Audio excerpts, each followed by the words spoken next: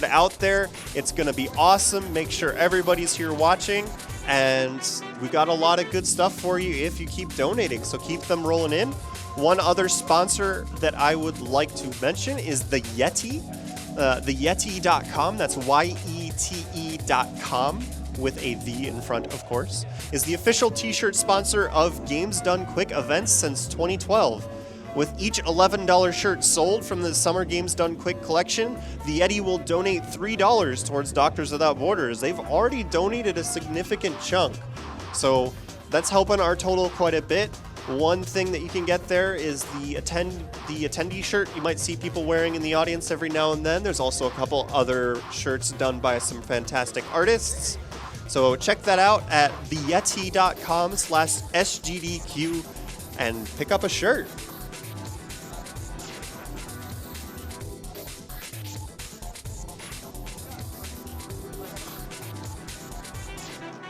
Barney21 donated $12 and said, I remember when I was young and I worshipped Mario 2 as the greatest game of all time, so I would really like to see TASBot break it. That is coming up Saturday evening, actually. That's going to be a great run as well. Make sure you tune in for that. If you did not know who was coming, it's going to be great. Jelly Envy donated $10 and said, I just donated $10, but listening to this amazing runner, I totally forgot to write down my note.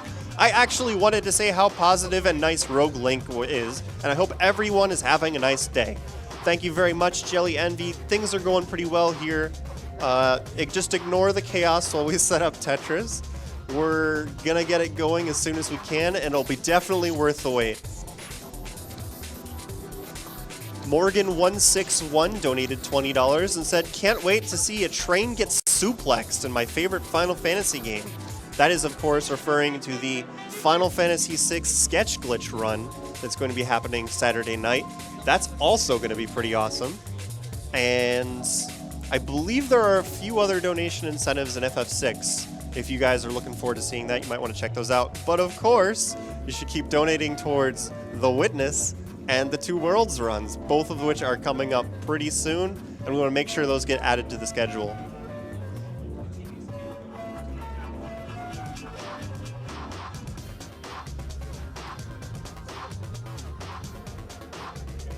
Mike Frentz donated $20 and says, these marathons continue to get better every year. Thanks to everyone on camera and behind the scenes for all the work you put in for such a good cause. Put this towards saving the animals. You've saved plenty of frames thus far, so surely you can spare a few of them. Tetris hype. Max Nuggets donated $50 and says, so glad to be able to catch another GDQ event. Keep up the awesome work. This donation goes to the Kirby Nightmare in Dreamland 100% run. Pink Puff hype.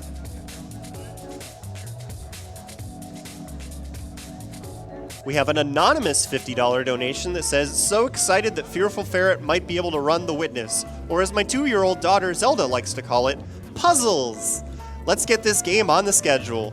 Thank you very much for that donation. I will give it a quick refresh, see how we're doing, because I do see people are donating as requested. Thank you very much.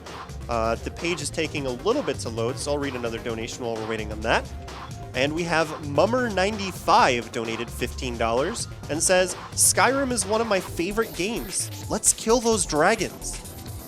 Thank you very much to Mummer95 and everyone else that has donated so far.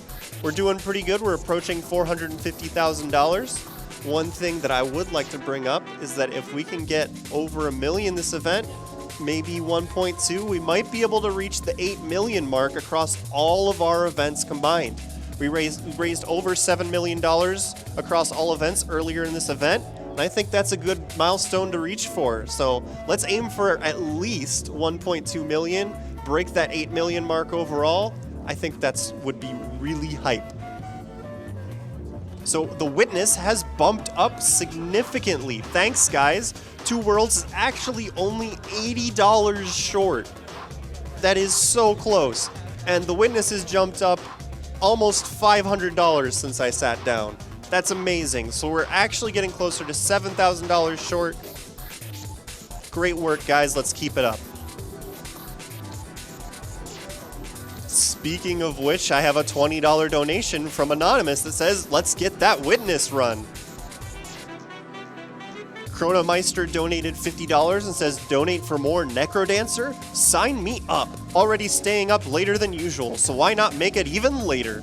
Hope Necrodancer is as hype as it was when it was shown at last GDQ. We have a $50 donation from NeoSam who says, hi from France. I heard that the Witness needed some help, so here I am. That's a great game. Let's unlock the run, guys. Shout out to all the restreamers and everyone making this event possible. Good luck to the runners and have a great SGDQ, everyone. Speaking of the restreamers, if you are watching in one of the languages that is currently being rebroadcast, you can refresh the Twitch page, and at the top of the chat, it'll give you convenient links to all of our restreamers. Maybe check them out. They are also benefiting Doctors Without Borders with their streams. They're all official restreamers if they are linked at the top of the chat when you open it up. And some of them are doing a really great job. So thanks to all of our restreaming team, as usual. Keep up the good work.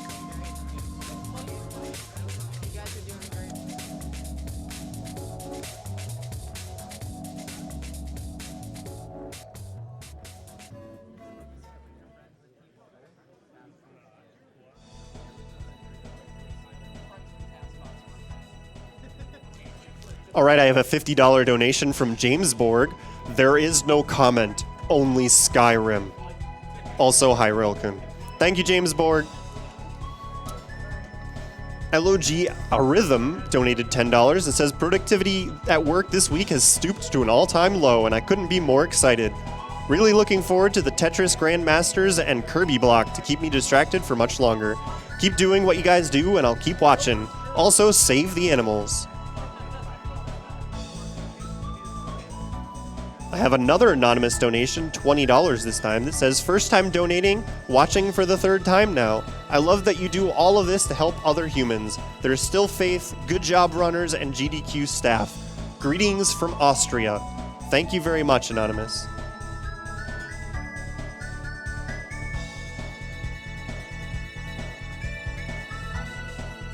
Jed121 donated $50. Says, first time donating here. $50 towards the cough cough Oblivion Killer. 2 worlds. I can't wait to see it torn to shreds.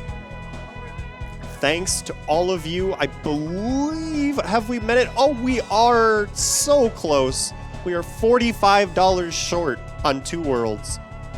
Just keep them rolling in. We can get that one on the schedule in a matter of minutes at this rate. The Witness is also moving up. It's moved up another $400 since the last time I checked. This is awesome, guys. Make sure you're letting people know that Tetris is coming up. Things are progressing, as you can see on screen. I'd like to take another quick break to plug the Humble Bundle. If you go to humblebundle.com, there is an SGDQ 2016 Humble Bundle. Pay what you want and support charity. Offers bundles for video games, mobile, ebooks, comics, and Humble Store. Has raised over $75 million for charities such as Doctors Without Borders and many more. So it's definitely worth checking out. There's quite a few games on that list that you'll be seeing in the marathon. A couple that I remember off the top of my head are Scapegoat 2, Dust Force, and Serious Sam. So make sure you take a look at that. And we'll go back to some donations here. Schlub donated $20 and says, let's go, QLEX!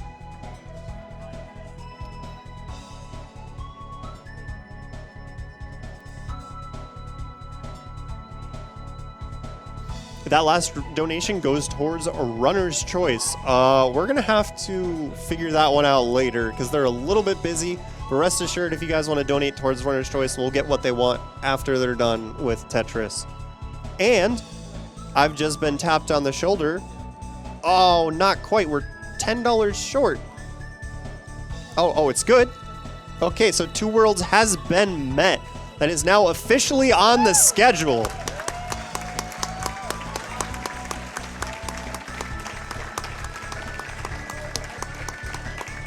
And the Witness has jumped up another $200. We're at almost 3,000 out of the 10,000 needed. This is amazing, guys. Keep it up.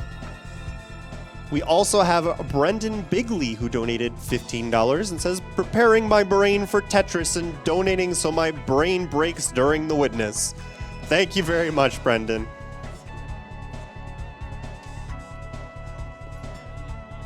Kramer368 donated $15 and says, "Hey everyone, long-time watcher, first-time donating.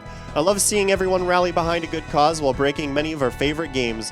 Keep up the good work, and I hope to have that good talk with Dad Liam Neeson in the Fallout run."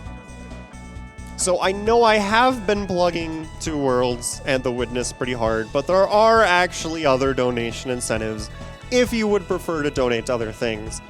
Obviously, I've made my opinions known, so let's do some quick updates on the other donation incentives.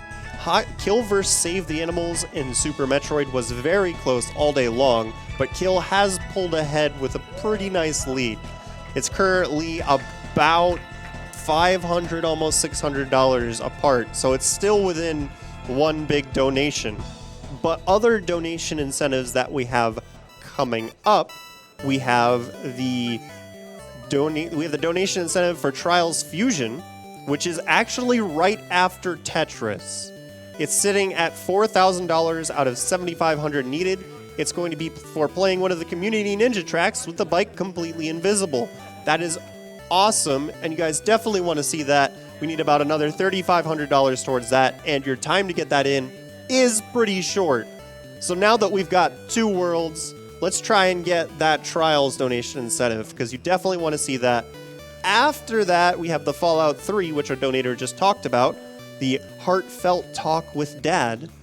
It's a glitch-out talk with Dad during the Waters of Life quest, which is sitting at $1,163 out of $6,000, so we're just a little bit less than $5,000 short on that. There's a lot of things to throw your money towards if you want to see extra content here at Games Done Quick, so don't be shy. Let it come in. We have some more donations, though. We have a $50 donation. It says donation goes towards announcer's choice. Well, we just met Two Worlds, and I'm being updated on a bid, so what's up? So my choice from here on is going to shift towards Trials Fusion. Big surprise there. A Sleepy Finn donated $30 and says, "Opening my wallet for The Witness. Gladly paid the full price for the game when it came out and will gladly pay to see it again. Hopefully completely broken." I have not seen a whole lot of that run, but I have been told that it is very entertaining and actually very short, which would surprise a lot of people. So I'm sure you want to see that run. Thank you for that donation, A Sleepy Finn. Abyssar donated $50 and says, "Love SGDQ. Want to see The Witness. Also, save the animals. Greetings from Germany."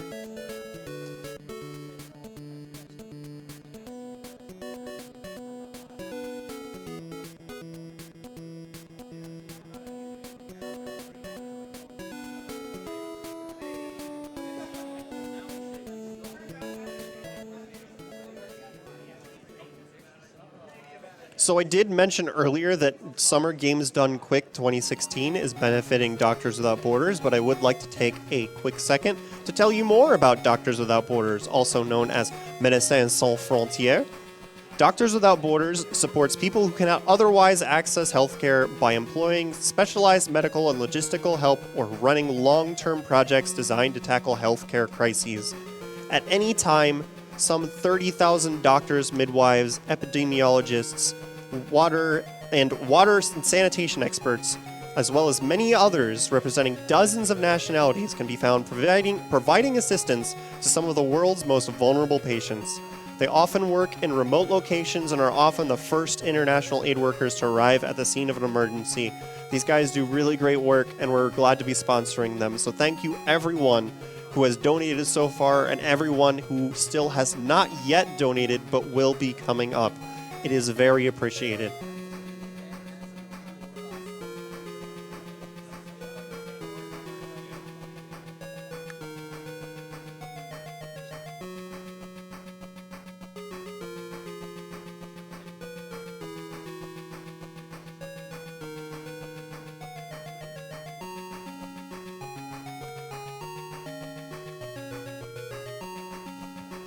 I have a $10 donation from DigiCults. Says, "Thanks to all of the SGDQ staff, runners, and organizers for throwing an awesome event. First time watcher here, and I already feel like I've learned a thing or two about running. My vote goes towards Nightmare in Dreamland. Thank you very much, DigiCults.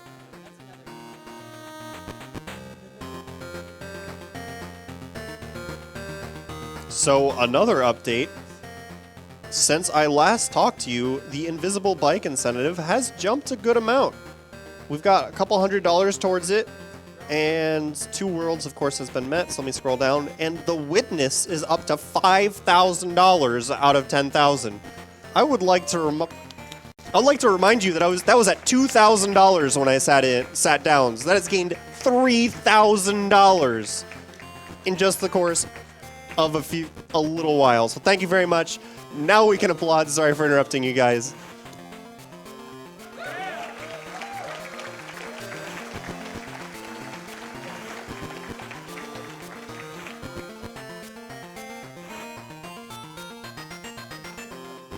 Martin T61 donated $20 and says, "Hello from England. Been watching for a couple years now and looking forward to the Elder Scrolls runs.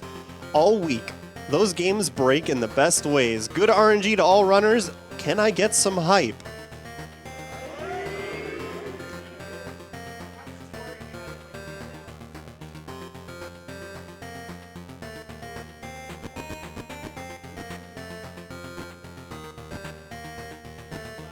I have a $10 anonymous donation who says, "How can the Witness not be shown?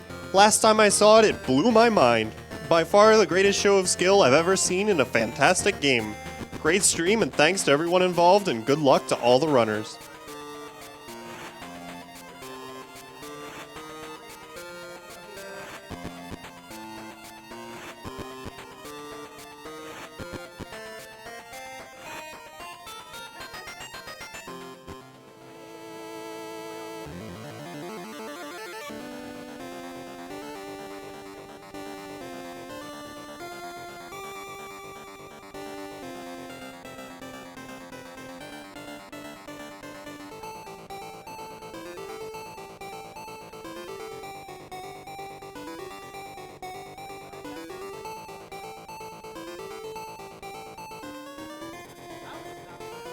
Arika donated $10 and says, "Just a reminder to the TGM runners, the better you score, the more I donate."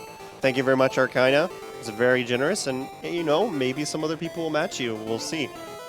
Revs donated $10 and says, "Very excited to see KevinDDR and the other guys on one of the best runs on SGDQ. Cheers from Brazil."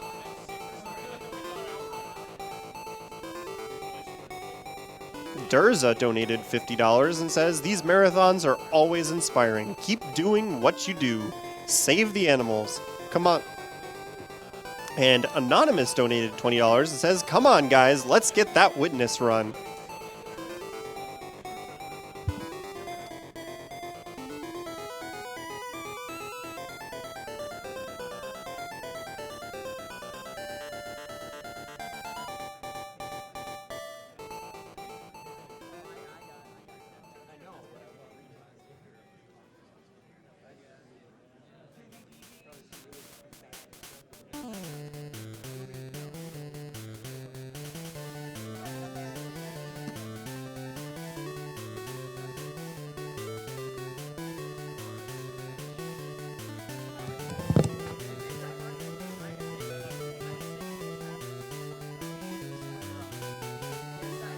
Alright guys, I was telling you you wanted to unlock these runs for a good reason. I've just been given the go-ahead that Super Mario World Low Percent has just been unlocked as a donation incentive.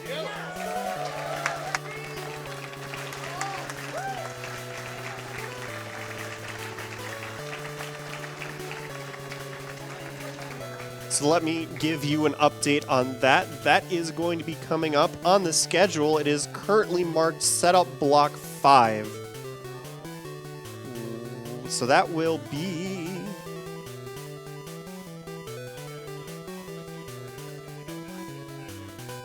that is currently scheduled at Friday afternoon, which would be right after the Super Mario World run by Brams Truman XSV Area 51. The goal for that one is pretty high, but I'm pretty sure you guys can meet it. It's $30,000. But you definitely want to see that Super Mario World run, so let's get that met.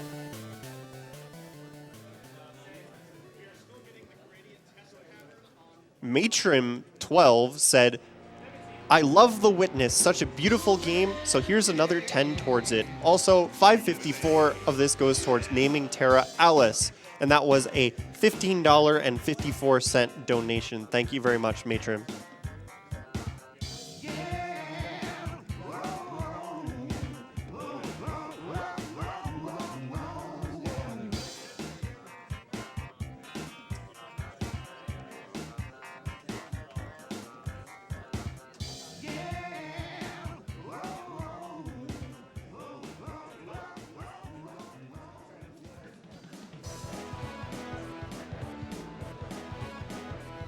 So I would like to take another short break to thank another one of our sponsors. This time we're going to go for Power Up Audio, who are currently putting in some great work helping to get Tetris set up.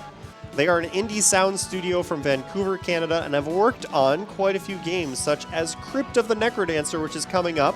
And, of course, we've got other titles such as Action Hank or Death's Gambit. The entire team is here at SGDQ. Jeff, Joey, Kevin, and Cole donating their time working on our soundboard 24/7. Thanks so much, Power Up. You're doing a great job so far.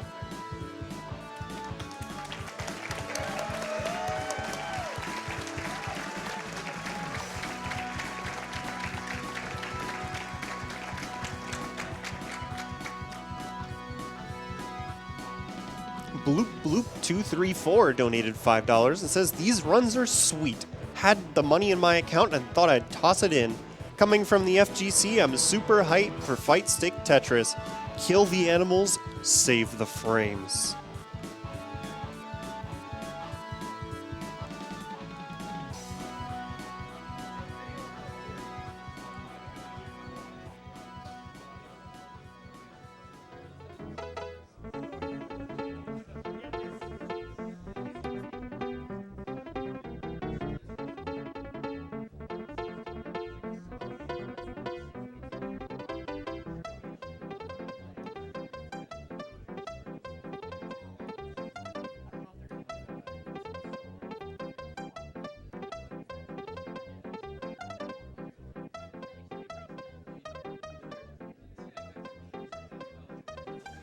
Alright guys, the Invisible Bike donation incentive in Trials Fusion has jumped up a decent amount. It's almost at $4,500 out of the $7,500 needed.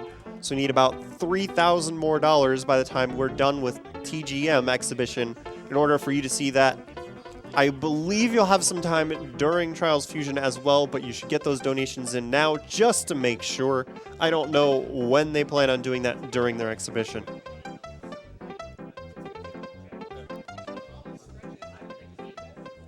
Speaking of which, JT just donated $20 and says, was going to save this donation for the Super Mario block, but let's get the invisible bike on show.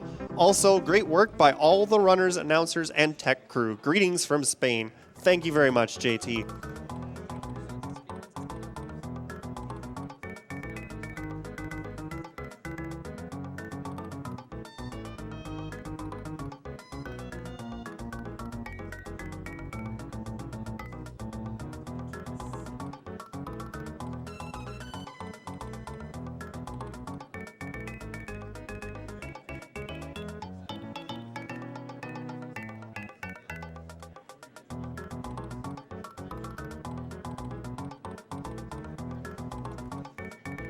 Delta donated $100 and says, because it's the right thing to do.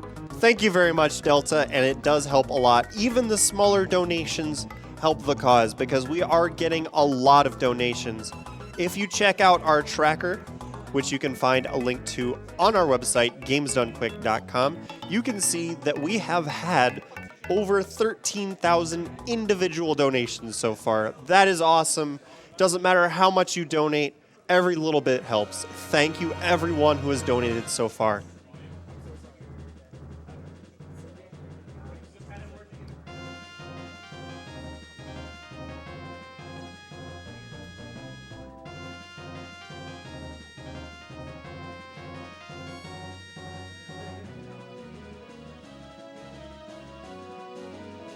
As a reminder, we do have a prize up during this block. On top of our grand prizes is the Nintendo Force Issue Collection. It has been donated by LLK and Nintendo Force. You only need to donate $5 to be eligible for that prize, for that drawing. So any of your donations, $5 or more, coming in during this, it ends at the end of Tetris, the Grand Masters Series exhibition, will be eligible for that drawing.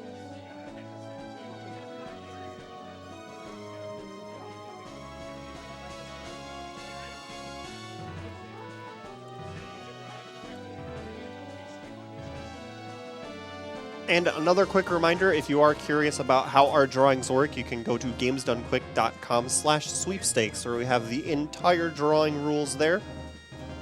Make sure you check that out if you were concerned. Hopefully that will answer your questions.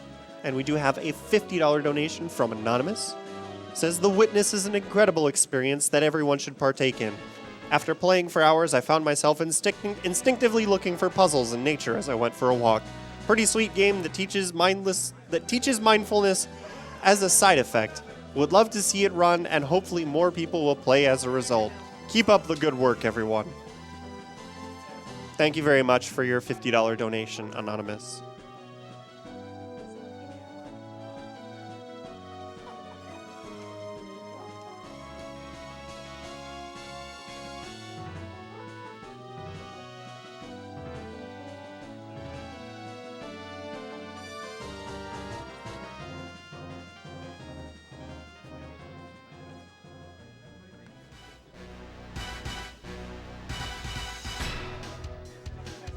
Alright guys, The Witness has jumped over $6,700 out of the $10,000 needed. That is incredible.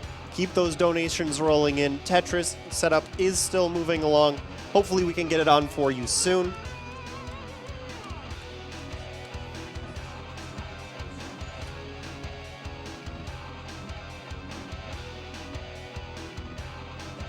And I just got a donation that is telling me why. I've got a donation from Cumpy for $1,500.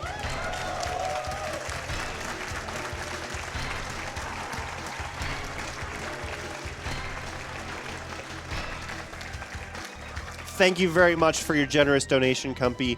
And he leaves the comment that says, "Hello from Canada. First donation of this GDQ, and I'm super pumped for all the runs that have passed and all the runs to come.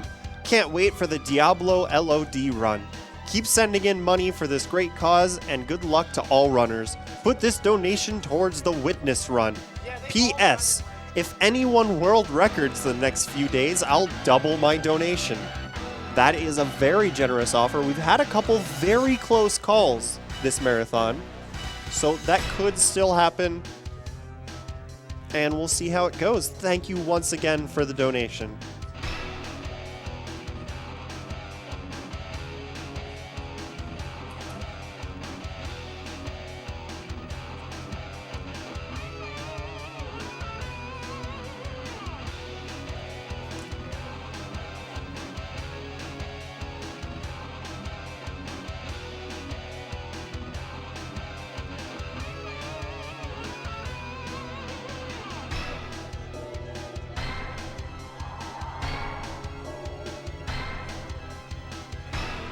Another one of our sponsors is TinyBuild. They're an indie game label that started as an indie studio with no time to explain.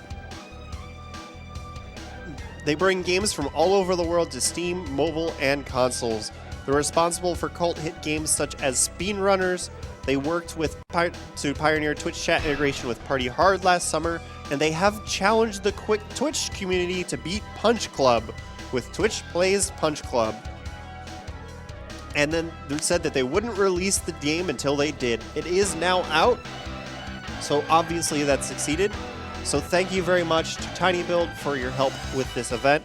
And we are going to return to a couple more donations here. Matty Boy donated $5 and said, "Hello, longtime watcher, first-time donor. Looking forward to the Bethesda Marathon. It's like Bethesda leaves their games buggy on purpose for the speedrunners. Keep up the good work and good luck to the runners."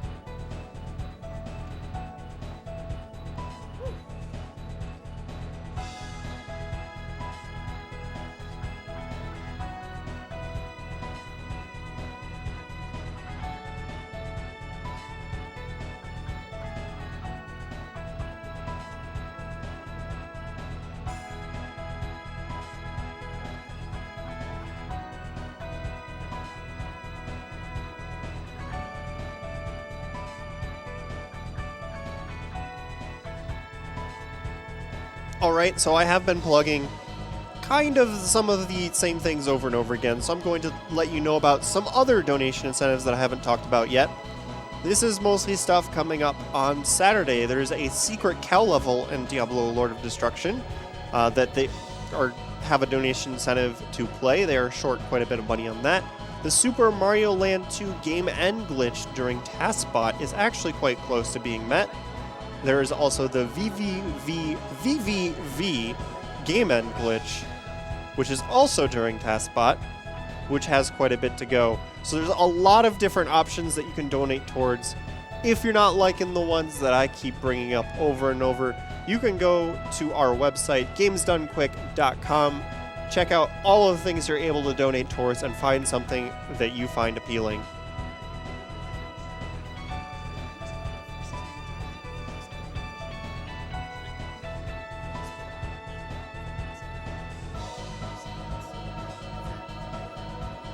As an update to another donation incentive, Save or Kill the Animals in Super Metroid.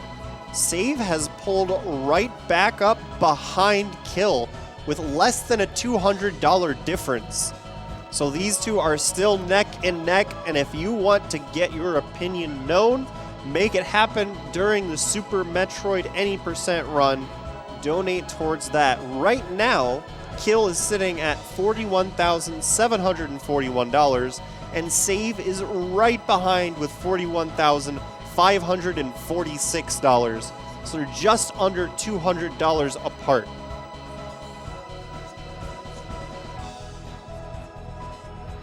All right, everyone, let's wake up the crowd again. I've got an anonymous $1,000 donation.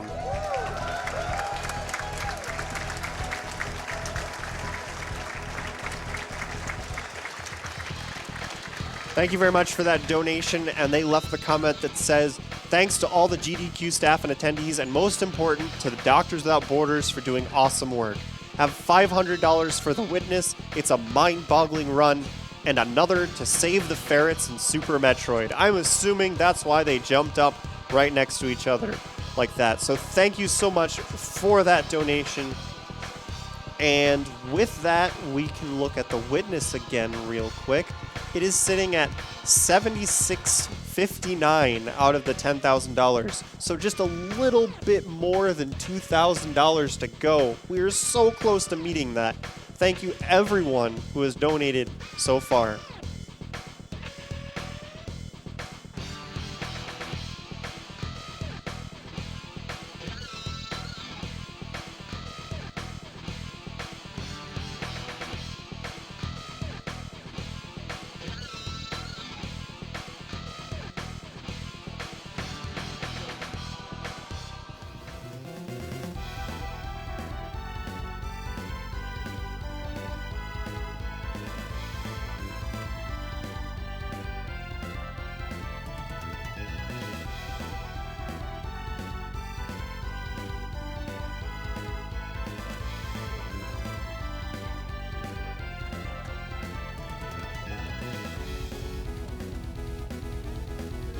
Isaac Phantomus donated $50 and says, SGDQ, awesome as always. Put this towards The Witness, cause it's just amazing. Also, can't wait to see KevinDDR do his thing on Tetris. Woohoo!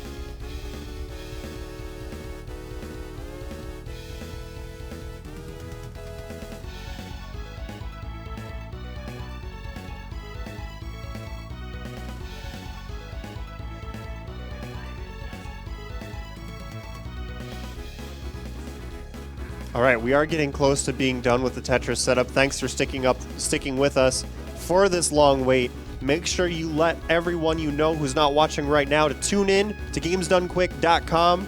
We've got a really good show coming up for you guys with the Tetris, the Grandmaster exhibition. So make sure you get anyone who isn't watching, because this is going to be a great show.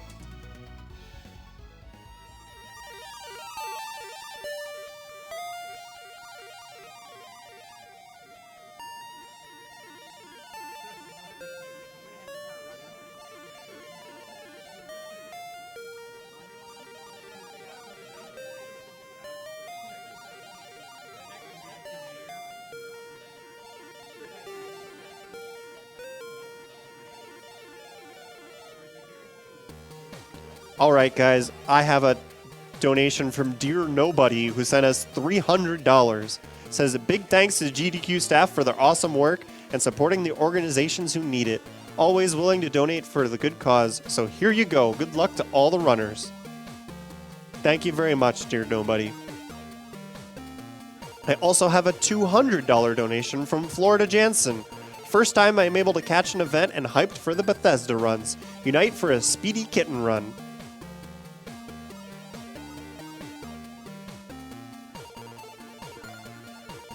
Max114 donated $50 and says, been watching for years now. I'm a character artist in the game industry and I love seeing so much celebration of games, new and old, for a good cause. Hope to send you guys some cool custom art for donation prizes in the near future. Stay fresh. Thank you very much, Max114.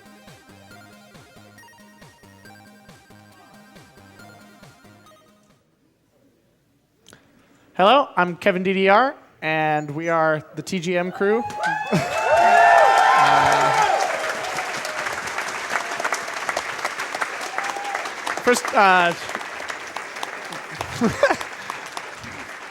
First of all, I'd like to apologize for the really long setup wait. Hopefully the image quality will be better this year than last year with the changes we've made, but it also resulted in a complete mess for everybody else. So my apologies, and hopefully you enjoy it. So I guess let's run through the whole group. Yep. I'm KevinDDR. I'm KevinDDR. I'm Aperture Grills. I'm Enchantress of Numbers. I am Dark Aries. And I am POOCHE.EXE. Yep, great. And then, of course, we've got Partyman X to Poochie's right, and Dark Aries' brother to Dark Aries' left. Linear. So there we go. There we go. And this is QLEX and Enchantress of Numbers if you didn't hear them because they don't have mics. Yeah, that. So what we're going to start out with is Tetris the Grandmaster 1. Tetris the Grandmaster is an arcade version of Tetris released in Japan only by Arika, who you might know from making Street Fighter EX, some other arcade game ports too, and I think they made like a Wii Dr. Mario. Yes. and Technic Beat. And yeah, the Dr. Wii. Luigi. Yeah. All sorts of mess, all sorts of cool stuff. So it's a very hard game, very different from normal Tetris, which is why we spend thousands of dollars to buy arcade boards to play it. I guess we should just maybe start off, right? Like, let's just go. Yeah, I can talk a little while we start about so- the history of the game and what differences it has from normal Tetris. Yeah, we'll be playing a four-way race on TGM1 with myself, QLEX, Aperture Grills, and Enchantress of Numbers. And yeah, let's go. All right. I guess let's get a countdown. Countdown, please. All right, guys, help me out with the countdown here. 5, 4, 3, 2, 1, go! Enchantress off to a slow start by mashing the start button last. Got Okay. beat to the punch there. Yeah. You can actually start the games basically simultaneously in TGM1, but it's a little hard. So you may know Tetris. In the States, the sort of canonical version of Tetris was the Nintendo games. But in Japan, Sega Tetris, which is a arcade game, was sort of the most well-known version of Tetris. Yeah, like for a long time, everywhere had Sega Tetris. Yeah, in Japan. just everywhere. And so Sega Tetris works quite differently from Nintendo, the Nintendo family of games. There's a lot of stuff that you have to, like many decisions you have to make when you're making a Tetris game that you wouldn't normally think about until you actually tried to do it. Like, how do the pieces line up when they rotate with, Like, what are the bounding boxes look like between the rotation states of the pieces? What colors are the pieces? How high can the stack go? Can you rotate pieces off the top of the screen? All of these different things. And so in many ways, Sega is a very different game from the Nintendo family. Sega Tetris is also not a very hard game. So people got really good at it and could max out the score like pretty consistently. And so that's where this game comes in. Basically, the creator, Ichiro Mihara, felt that making a Sega family game that was harder and more focused on speed would lead to a good arcade, make a good arcade game. And actually, encouraging players to complete your arcade game as fast as possible is a really great way to generate revenue. So. Yeah. And, they did a good job of that. It's also nice because, I don't know, at least for me personally, I have very little interest in, like, marathoning a classic arcade game. I don't know, let's say like Donkey Kong or something. Or any of the endless games. Something that has an hour-plus long run. Yeah. For me, that's not my arcade experience. Yeah. So, having something that you can finish reliably in about 10 minutes is pretty nice.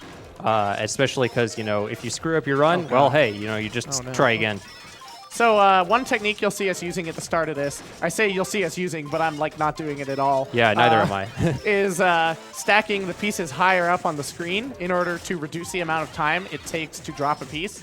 Unlike the later games in the series, this piece doesn't have what we call sonic drop, which is like an instant drop, but it doesn't lock the piece. You do that separately. Yeah, so it's like old-style Tetris where you just have to hold down and wait. So because they drop, when you're holding down, they drop at 1 row per frame. So, each extra row that you have to drop a piece is 1 frame lost, and that adds up a lot. It really adds up. Over the course of the run. You can lose like 20 or 30 seconds. Yeah, we are trying to make sure that everyone beats the game, so we're not really doing that very much, because obviously the higher you are on the screen, the more unsafe it gets. Yeah, if you watch like world record runs, it's just ridiculous. It's crazy. And sometimes actually the world record runs, because they're not concerned with having to reset, they will get in a situation where they need the long piece, the eyepiece, or they will, their run is definitely over. Yeah, they will do basically suicidal moves. Yeah, to suicidal moves, like the kill them riskiest unless they get possible move. lucky. And then, you just get lucky. I should talk a little bit. Okay, so first off, this game has an end. So I talked about how it's a speed game. Obviously, a speed game needs an end.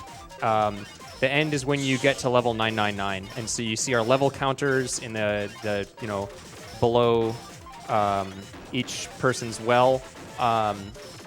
The level goes up by 1 every time a piece appears and every time you clear a line. There's one exception to this, which is so the levels are grouped into sections of 100. And each 100 levels that you complete, at the end of it, you have to clear a line in order to advance past the 99th level of the section. So that's called a level stop. Because if you blithely sit there placing, stacking up. Oh, like literally what I just did. And I did it a little earlier too. Yeah, you can waste tons of time because, you want every single piece you place to add to your level because that's how you get to the end as fast as possible. And so if you waste pieces not doing that, oh man. Just a little aside, the background of the 400s, it's very visually noisy, and so it's really hard to see what your next piece is. Even if you're playing on like a great monitor, like at home, I play on an arcade cabinet, it's still impossible to see. Yeah, so on a new you got monitor, these crazy gold snowflakes in the background. Yeah, they just, in the later games, they did a lot better of a job with that. You can't see the O piece, the yellow block, basically. So another thing, actually, what was I gonna say? That's a good question. Who knew playing Tetris and talking at the same time? Yeah, is playing hard. this game and talking at the same time, especially trying Maybe to... someone on the couch can hit us up. Well, one to other explain thing in a that focused you way. might notice is that every time they spawn a piece, there's a sequence of beeping noises. Oh, That actually tells you what the next piece is going to be. Yes. Each of the 7 pieces has a different signal. And that way you can actually tell what the next piece is going to be without having to look up. Now, I mean, how much people actually use that versus, looking up is kind of a matter of debate. But it just shows the amount of thought that the developers of this game put into making it playable at a very high level. Yeah, it almost reminds me of like, what is it, AM2 or like Amusement Vision or whatever. Yeah, really Amusement Vision, like Super Monkey Ball or F-Zero GX in terms of like making the game very player friendly. I hesitate to say that, but well, they it's do. like they ask insane things of you, but they try and give you all of the necessary tools to do it. yeah, that's the way I would put it. Another thing that helps God, out people as are well catching is up. when you actually hold down the rotate piece, you can pre-rotate it before it drops. Yeah, you can like buffer inputs. You can also pre-charge the auto shift of the piece to make nice moves. Some placements do require pre-rotation. Yeah, especially so now we've all entered the second half of the game. Another thing that this game added that at the time no Tetris game had done is that we get infinite gravity. So the piece, what this means is the piece immediately falls as far as possible. Yeah, but unlike other older games like NES Tetris, what actually allows this to happen is the fact that you'll notice that they're sliding the pieces around. There's something called a lock delay, which allows them to move them around. You'll notice that because it's the high gravity there, they'll try to flip the pieces over and get them to crawl across their stack, which is why they were earlier mentioning that they'll try to keep it high. There's something called a pyramid stacking, where you'll try to keep your pieces high up in the middle there, which allows you to drop them left or right a lot easier. Oh, jeez. Level stop. Just mega level stop. That's okay.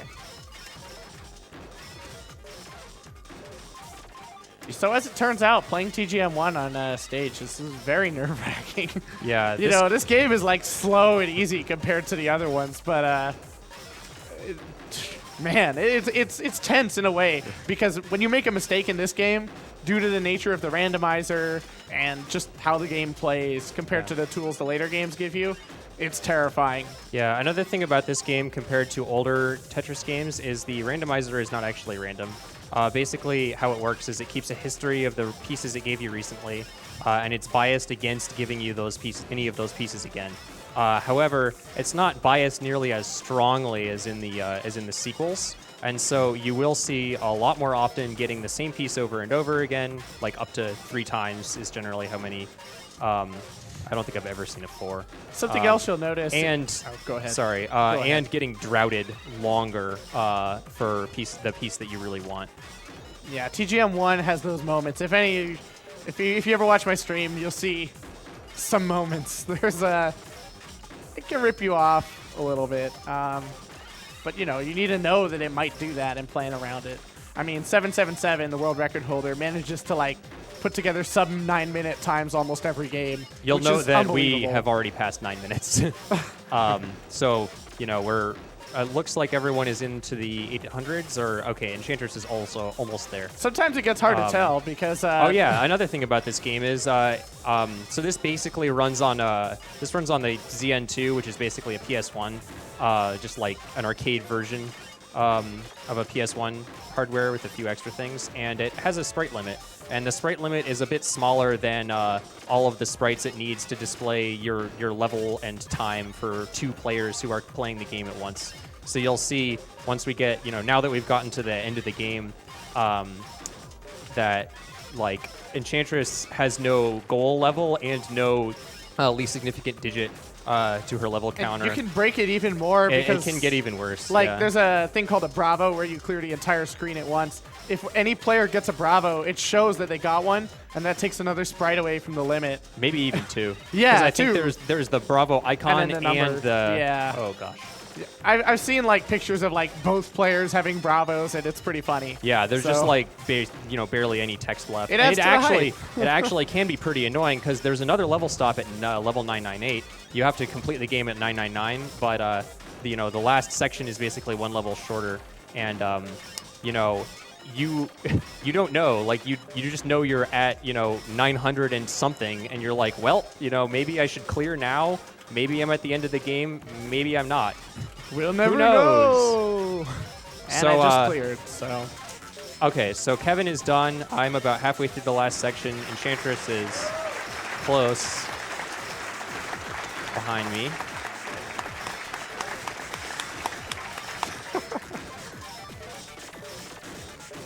Oh man, this is a very slow time. One-handed credit roll victory lap. Special thanks to Mr. Kondo.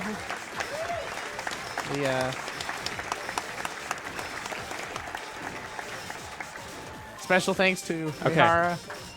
And there's me.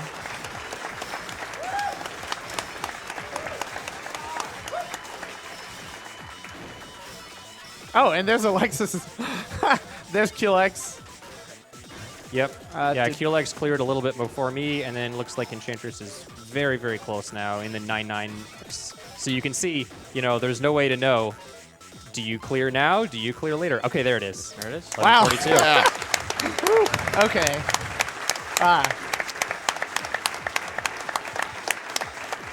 And you'll notice in this game the credit roll, like the staff credits roll, but nothing's happening, and you can actually skip it. You with can the just start hold button. down start and they scroll quickly. But yeah, so so that is Tetris the Grandmaster. What a terrifying background. Jeez. Yeah, so it has weird biological backgrounds, and the last one is like this, you know, fetus. We don't know. Yeah, that's actually I'm very pleased with that. I don't think we expected all 4 players to clear. Yeah. After our AGDQ performance last year. So Yes. whew. All right. Wow. That's we'll let Enchantress's roll finish here. It also has great music in the roll. Really, this whole series has great music all the Yeah, way through. composed by Shinji Hosoe and Ayako Saso. You know, sampling masters Mega and Aya, and then maybe someone else too. Oh, J99 I think has music in this game too. All right. If that's the case, I think we'll go to TGM2. Like, let's just keep rolling. Let's just do it. So, yeah. Yeah, cool. We'll be right back. All right, guys, I've got some debate.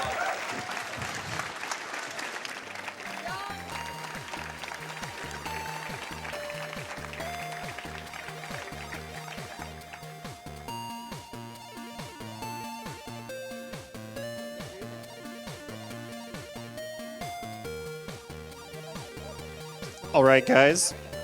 I've got a $10 donation from Proto Magico Girl. Says, hey, I'm sitting on the second couch. Go Enchantress of Numbers and the whole TGM crew. Donation is EON's choice. Thank you very much, Proto Magical Girl.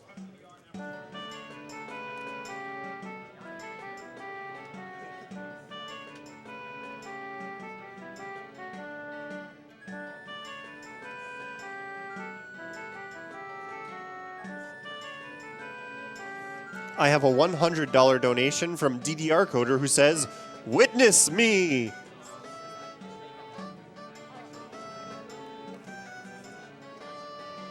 Wector donated $50 and says, I've been watching AGDQ and SGDQ for years and introduced the marathon to my partner as well. Tetris the Grandmaster exhibition was one of my first games we were able to watch together live. So I'm glad to see Tetris again on my birthday. Money to a heartfelt talk with Dad in Fallout 3, a game she would stream for me before we moved in together. Bethesda block hype. So let's give a quick update on that and a few of the other ones that we've been keeping an eye on. The Fallout 3 heartfelt talk with Dad is sitting at $1,375 out of the $6,000. Invisible Bike is at $5,300 out of the $7,500. So we're getting really close to just 2,000 short from that one. We can definitely meet that before the end of Tetris. And The Witness is at $8,359 out of the $10,000. So we're getting really close to meeting that one. And then, of course, once we get Trials, Fallout, and The Witness met, we can start putting in some real money towards Super Mario World low percent tomorrow. You definitely want to see all of those done, so thank you everyone who's been donating so far, and keep it rolling. Barbox donated $50 and says, The Witness? I love The Witness. Come on, people, we can hit that 10K easy. Papa Stratman said, so happy to donate. How many frames do we need to save to hit the 1.2 million? Let's do it. Fantastic runs, runners, and times. Thank you so much. Thank you as well, Papa Stratman.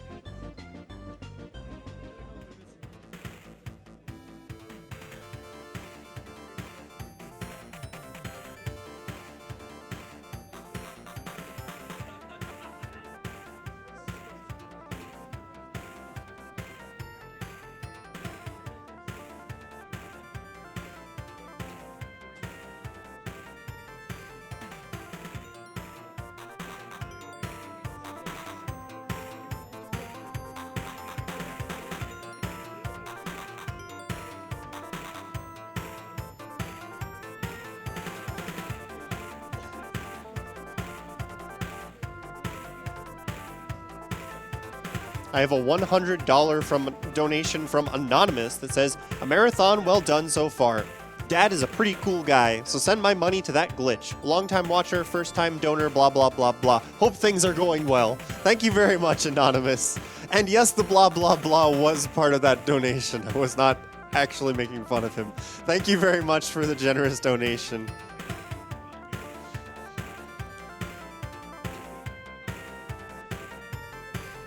I have an anonymous $11.37 donation.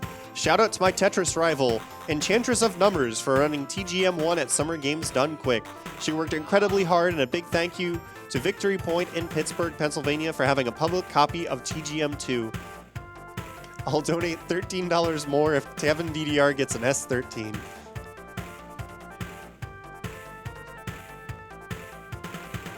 I have a $50 donation from TACCOM. Says, "Hi there, first time donating. Saw a recording of KevinDDR last year at SGDQ and saw the video of his Grandmaster run. Looking forward to what's coming up. Put this towards 2 worlds to finish it off."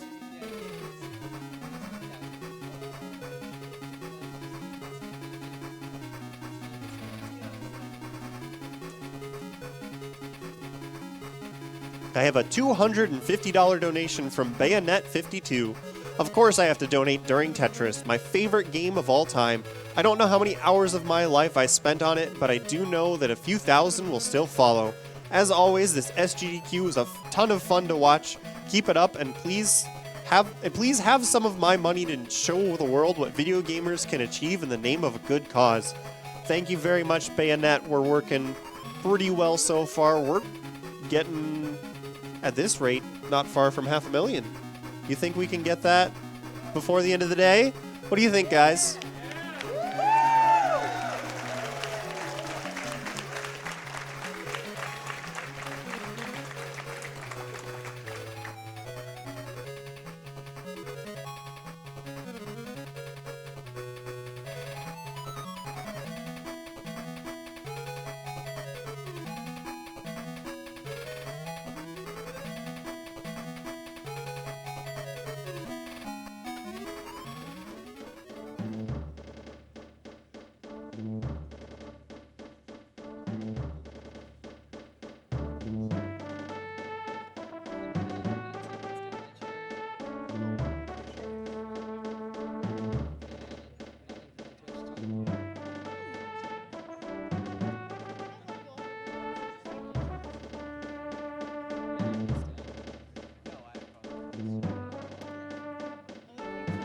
All right, we have a follow-up donation from Archina, who donated earlier, promising to donate based on the total scores from TGM1. So we have N scores, 136,676, 140,580, 153,627, 134,657, total 565,540. Divided by 10 means that they donated $565.54. Good job, you four, and good luck with the rest of the runs.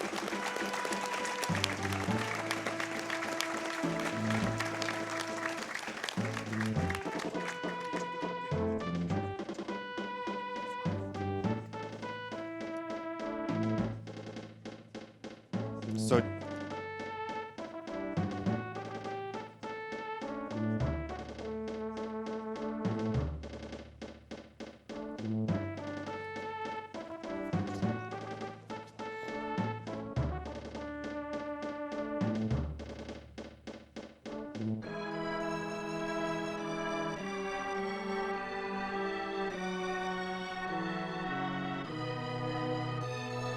All right, and we're back for Tetris, the Absolute, the Grandmaster 2 Plus.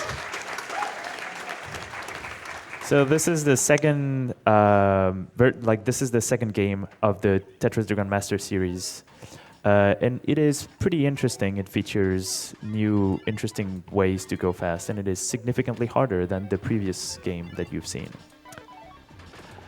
All right, I think we're going to have a race between Aperture Grills and KevinDDR. There are multiple reasons for this race to happen. Pretty much the main mode that they're going to play, Master Mode, is very difficult, and it features something interesting at the end. I will not spoil it.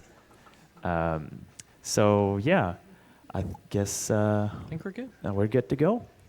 Then whenever we get a countdown. all right, before the countdown, I do actually have a donation from Kitaru here to read to you that's guys. Perfect. It's our boy.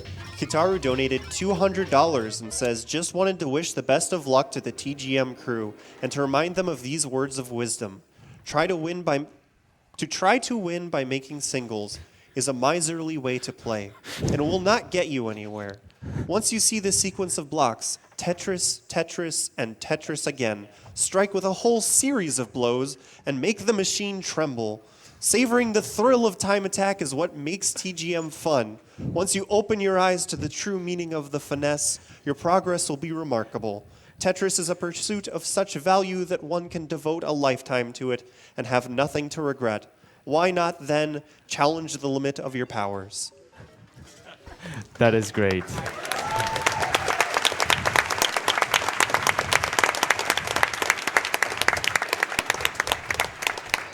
Thank you once again to Kitaru, and for those who are not aware, Kitaru has appeared with the TGM crew in the past, but since they are ready, let's get the countdown going. Are you ready to do it again, crowd? All right, 5, 4, 3, 2, 1, go! Okay, so this is Master Mode. It seems pretty similar to the first game, but there is, well, one technique that has been added to this game, and this is Sonic Drop. As you can see, they place the pieces much, much faster. And the reason behind this is if you input up on your joystick, the piece will instantly drop on the stack. And that makes for this interesting thing that you are seeing right now, is they don't need the stack to be at a specific height. So that helps a lot in the first sections where the gravity is so low. It's worth noting, compared to a lot of modern Tetris, it's not a locking instant drop, so you can still maneuver the piece after you sonic drop it down, which lets you make interesting circular motions on the joystick that can be a lot of fun.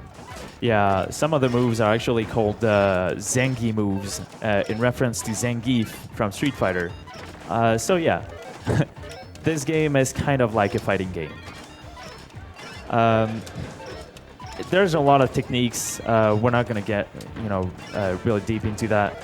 But pretty much, they have to go as fast as possible in the beginning.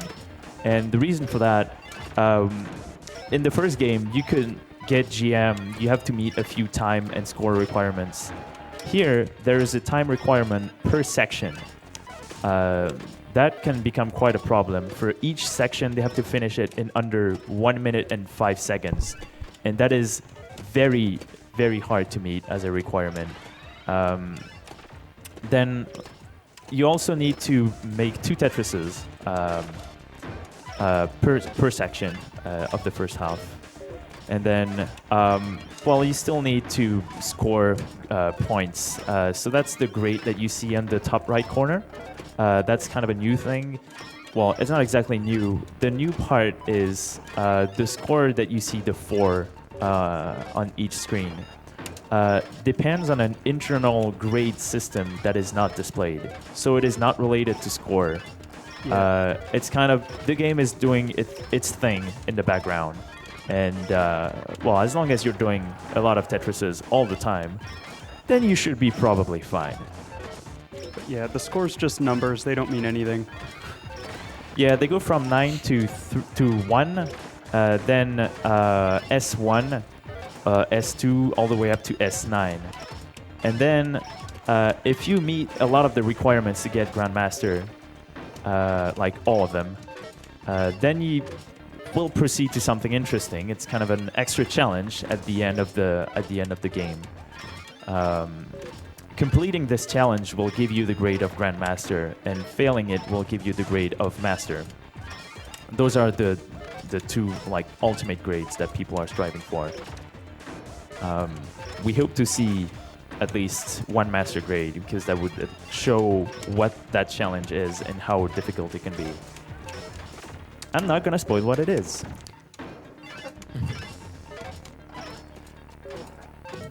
So we're having pretty good times.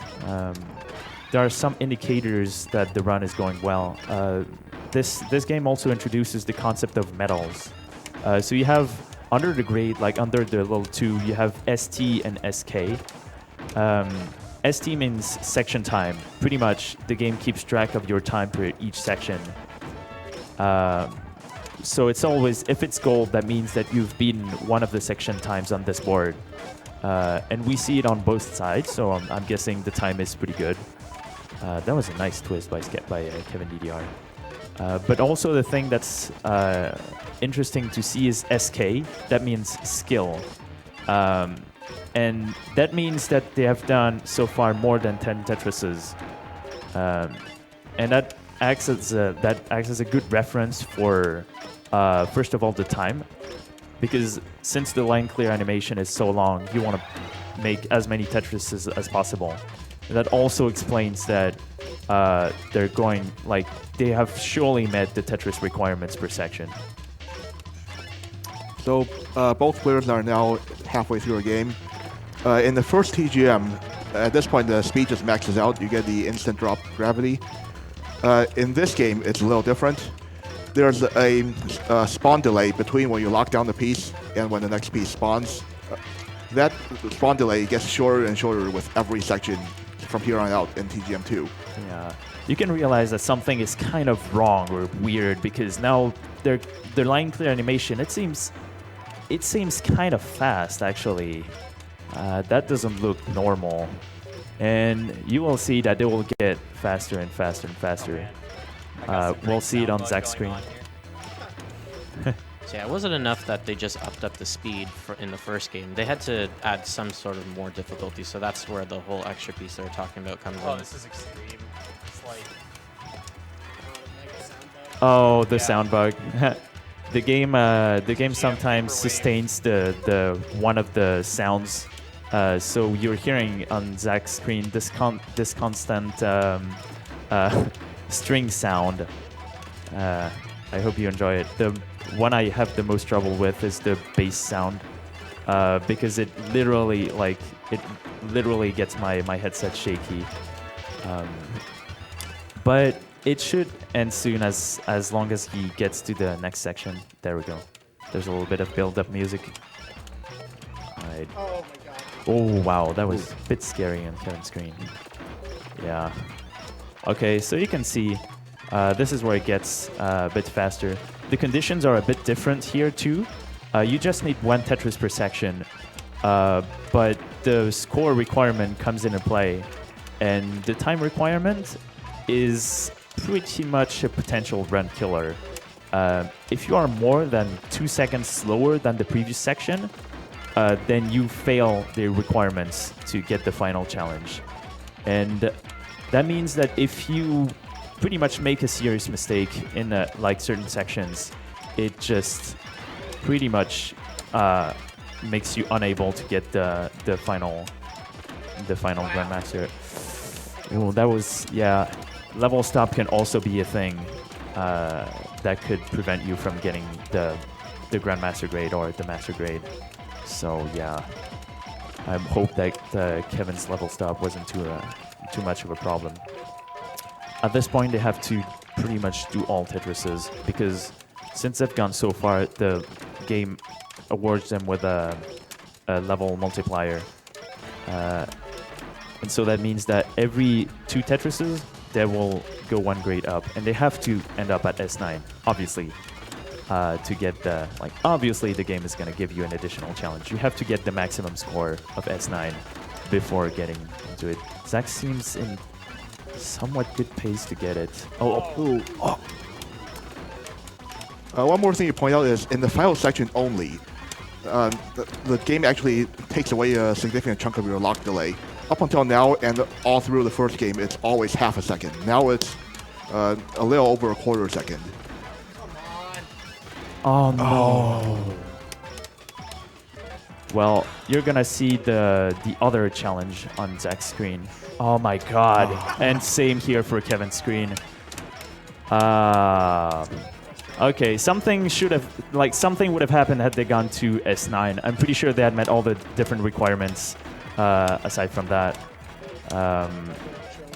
Yeah, that's really unfortunate. But you can see something kind of weird happening on their screens. It looks like the blocks are disappearing, and the thing behind this is the pieces wait for 5 seconds until they lock down. So that demands that you have good short. That is a shame. Like completing it just at this point just awards you with a green line or an orange line. I mean, sorry. So that difference is not that much crucial, but yeah. All right, that was a good run.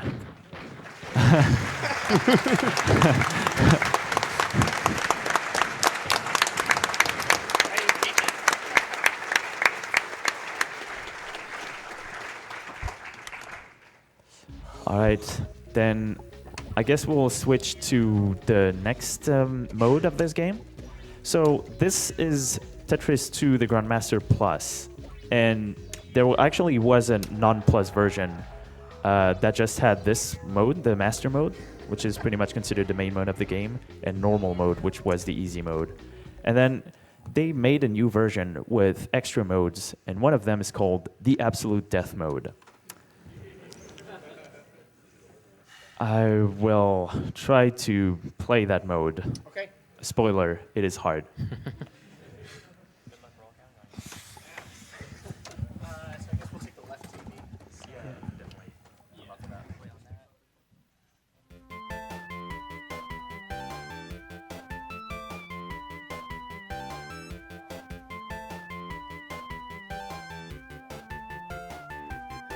All right, I have a $250 donation from the KFS. Make the witness happen. Maybe next GDQ we can get a 100% white obelisk run of it.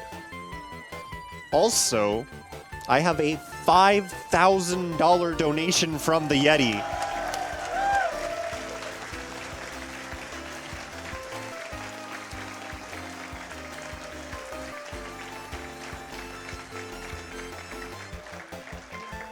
They leave the comment that says, "Hey all, Yeti here. I'm happy to announce we've raised over $30,000 for Doctors Without Borders.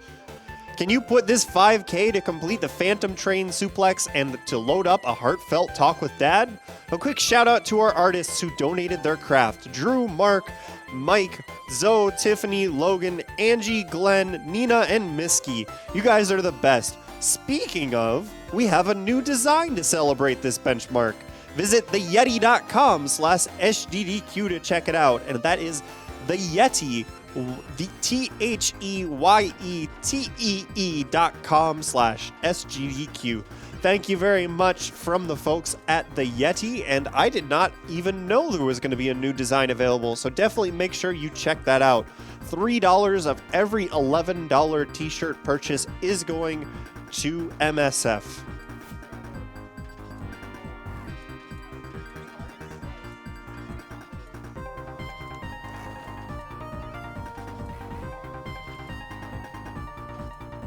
My apologies, apparently it was Ange instead of Angie.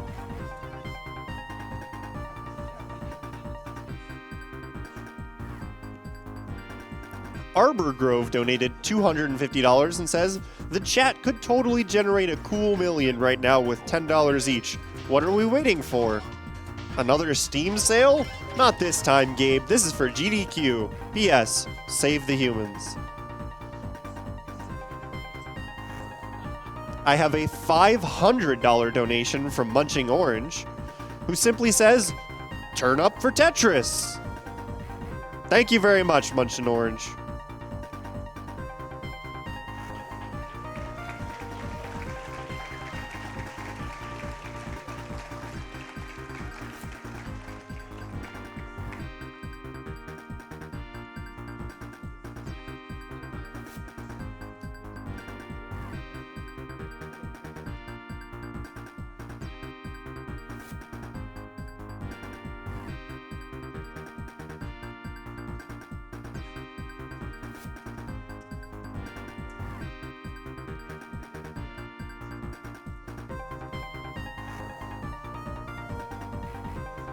I have a $20 donation from NES Martin, who says, awesome SGDQ so far. Keep it up.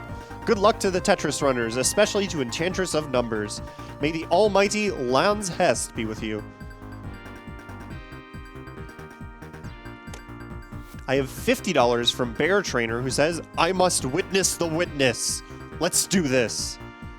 And as a quick update, the witness is sitting at $9,084 out of 10,000, so just a little under 1,000 to go. Congratulations, everyone. After hitting that milestone and announcing the new t-shirt, you have just crashed the Yeti website.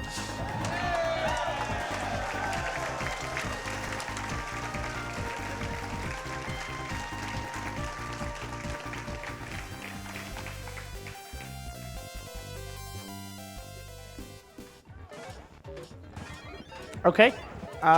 Check. I think we are good to go. Yeah. So KevinDDR here again.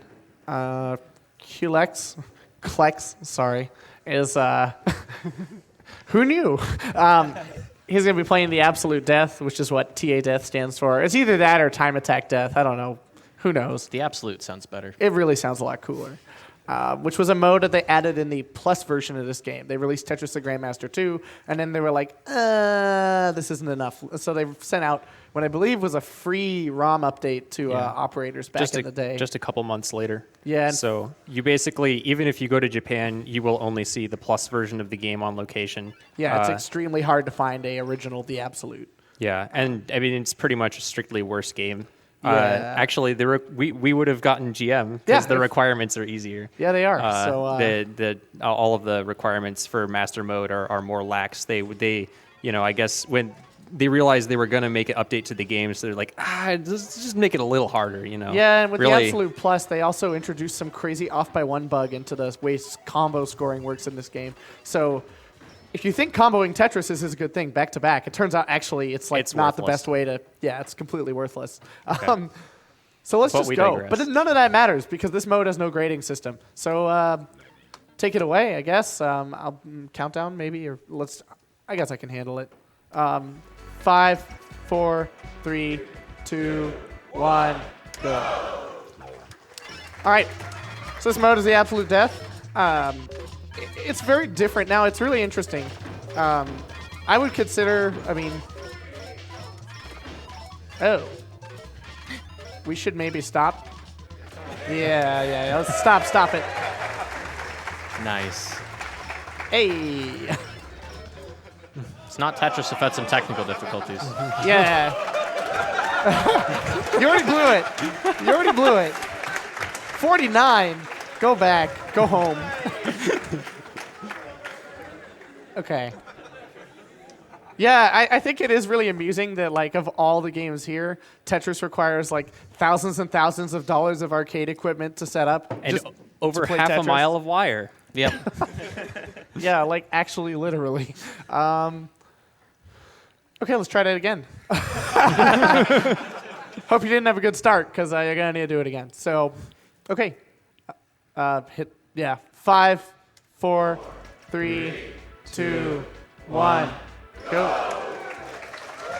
So right off the bat, you'll notice, The sweet red background. That's what you'll notice, actually. yeah, the sweet red frame. Each mode of this game has a different border, and this one is all like It's like bloody. it's like red and corroded or bloody or something, you know. And then you'll also notice the pieces are they're kind of appearing and then locking into place really fast. This mode of this game starts at 20G, which is it falls 20 rows in the frame. So basically instantly. Yeah, and like we were talking about, the other delays of the game get shorter with each passing section until halfway. So from level 500 to level 999, the timings are extremely fast. To give you a sense, from 500 to the end, you have 15 frames to place a piece from the time that it shows up until it locks. And so at 60 FPS, that's a quarter of a second. And actually, that's not even the worst part. The worst part is that the inter-piece delay, which is, like we were saying, the time that you get to buffer inputs. So you hold down a rotation button, or you hold left or right, or sometimes both. You only have 4 frames to input those from 500 to the slippery. end. And it makes the game, very slippery. It's like, you lock a piece down and then almost immediately the next one is coming out. You can often it feels like it's just slip and sliding with the pieces. You like do something and then the next piece is like, woo, Yeah.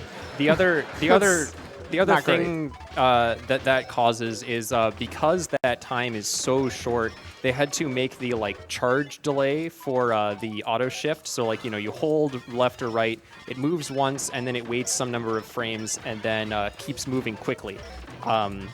So I should point out, he just hit level 300. That has a music change and significant speed increase. There's another for a player of his 500. caliber, he can still play faster than the game, but it's not that safe, because if you make a mistake or input something just a little too late, you'll find yourself with a big column of pieces where you don't want them. He was actually telling me, we hung out in Seattle at my place before GDQ, and he was telling me that he actually prefers to just keep manually locking the whole time, because letting the game control how fast you lock pieces, like if you make a mistake, you're going to triple lock a piece or something, whereas if you're in control, when you know you've messed up, you're still ahead of the game, and you can... it does actually make it a little easier. And so, for novice players, obviously, I mean, this, to a casual observer, this looks just completely ridiculous. But, once you play the game a little, you'll understand that, it is possible to place the pieces this quickly. And actually, 300 is a big wall for new Death players. But once they become able to manually lock it, it becomes a lot easier. So I know I found that. He just passed level 500. Yes. Level 500 is the only real, there's a requirement in the game that you hit it in under 3 minutes and 25 seconds, and you can see he was well under that. Very good pace. Yes, good players do not really have trouble with that, which is called the counter stop, or torikan. And so from here on to the end, like I was saying, he has 15 frames per piece to place them, 4 frames between. The line clear delay, gives you 2 frames of breathing room or something just minuscule. And so what I was saying earlier is because all of the timings are so short, they had to make the delay before the piece moves automatically really fast. And so if you hold down left or right just a little bit too long, the piece will start moving left or right faster, more than you wanted it to. And so Which also contributes to the slip and slide feel. The slipperiness, yes. Okay, so this is looking pretty good, except okay, he just cleared that level stop. Now, even getting this far in the game is something I do probably once in 50 or once in 100 games. So Same here. Really great that he has made it this far. Yeah, and it doesn't get any faster from level 500 onwards, Yeah, so it's just you an just have endurance to, test. Yeah, just have But, to tell I mean, yourself that. It like couldn't get any faster in TGM2. Yeah. TGM3, yes, but Yeah, the way this game works, because you only have one preview, you know, there's only so much safety and like assurance of what the future holds that you have. And so these timings are pretty much as fast as you could possibly expect anyone to play with this game mode. yeah, they really pushed the limits with this game.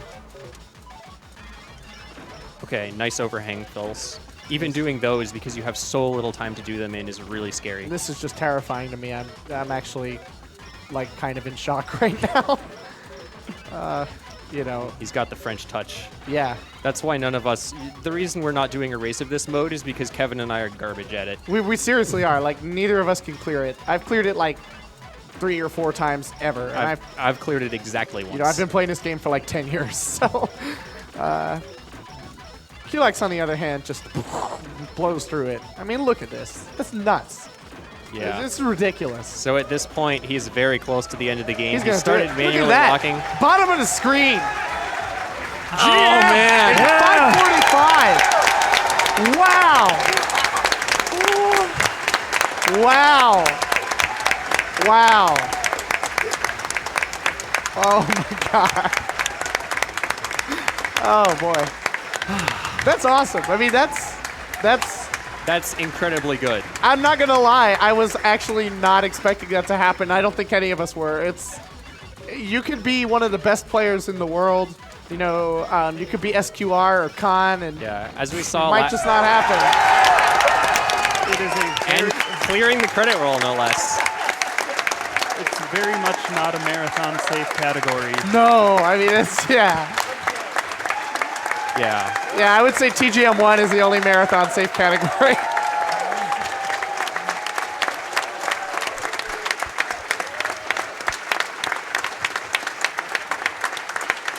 And y'all,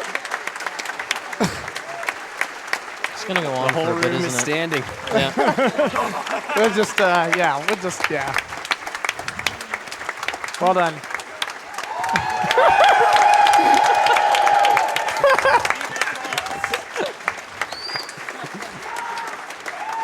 Nice. Well done, well done. Very nicely done. You blew it up. I mean, like, you don't even know the troubles that we went through. Like, we broke his stick somehow on the way here, and then he fixed it, and, like, our tech stuff didn't work, and we had very little time, actually, to practice. And then when he was at my place, he, like, couldn't get Death GM half the time, and we were like, it's over. But that was actually really, really awesome. I'm Yeah. amazed that it worked out. So We were yeah. busy trying to explain stuff, but that was just... that's I'm in astounding. shock. Yeah, that's really, really good time. No one else, I think, outside of Japan has a better time than that. Nope. So that's nuts. Okay, Yeah. we'll set up for doubles. Yes. I guess we're playing on the right. So Yep. It's already good, so... cool. We could just like go straight to it. Yep. Just well, I'm fine with playing on this stick. So With that one? yeah, Okay. I want to plug you in should one. play on yours. Yeah.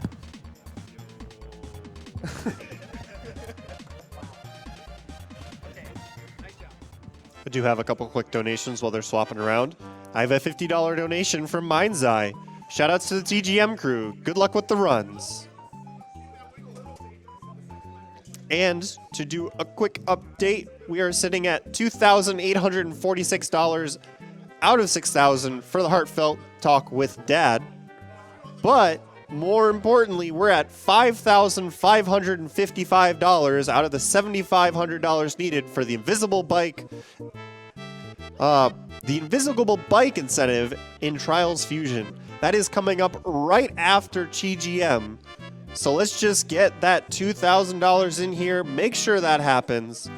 The witness is really close. It's at $9,300 out of $10,000, so it only needs $700 more.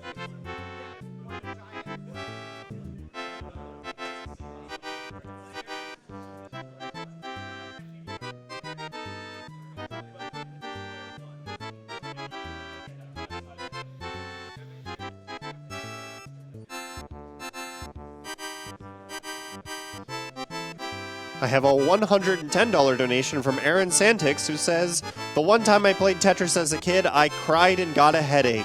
This was on easy mode. Glad to see that other people got this better than I do. Keep on trucking."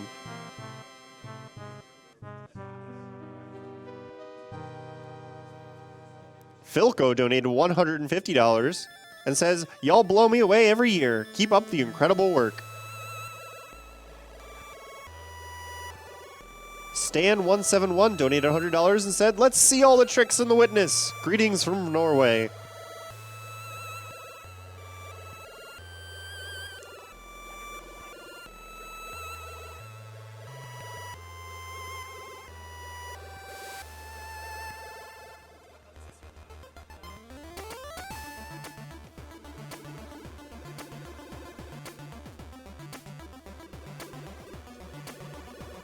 Lavin donated $300 says, "Hi everyone, first time catching GDQ live. This event is awesome thanks to all your great work, announcer, runner, tech, donators, and watchers. I'll do my part with this modest donation to a great cause. Please wish good RNG to all the runners and a wonderful day to you all. Also, congratulations on passing the 7 million mark overall. Let's reach that 8 million. Special thoughts to every fellow IT people helping this on the event."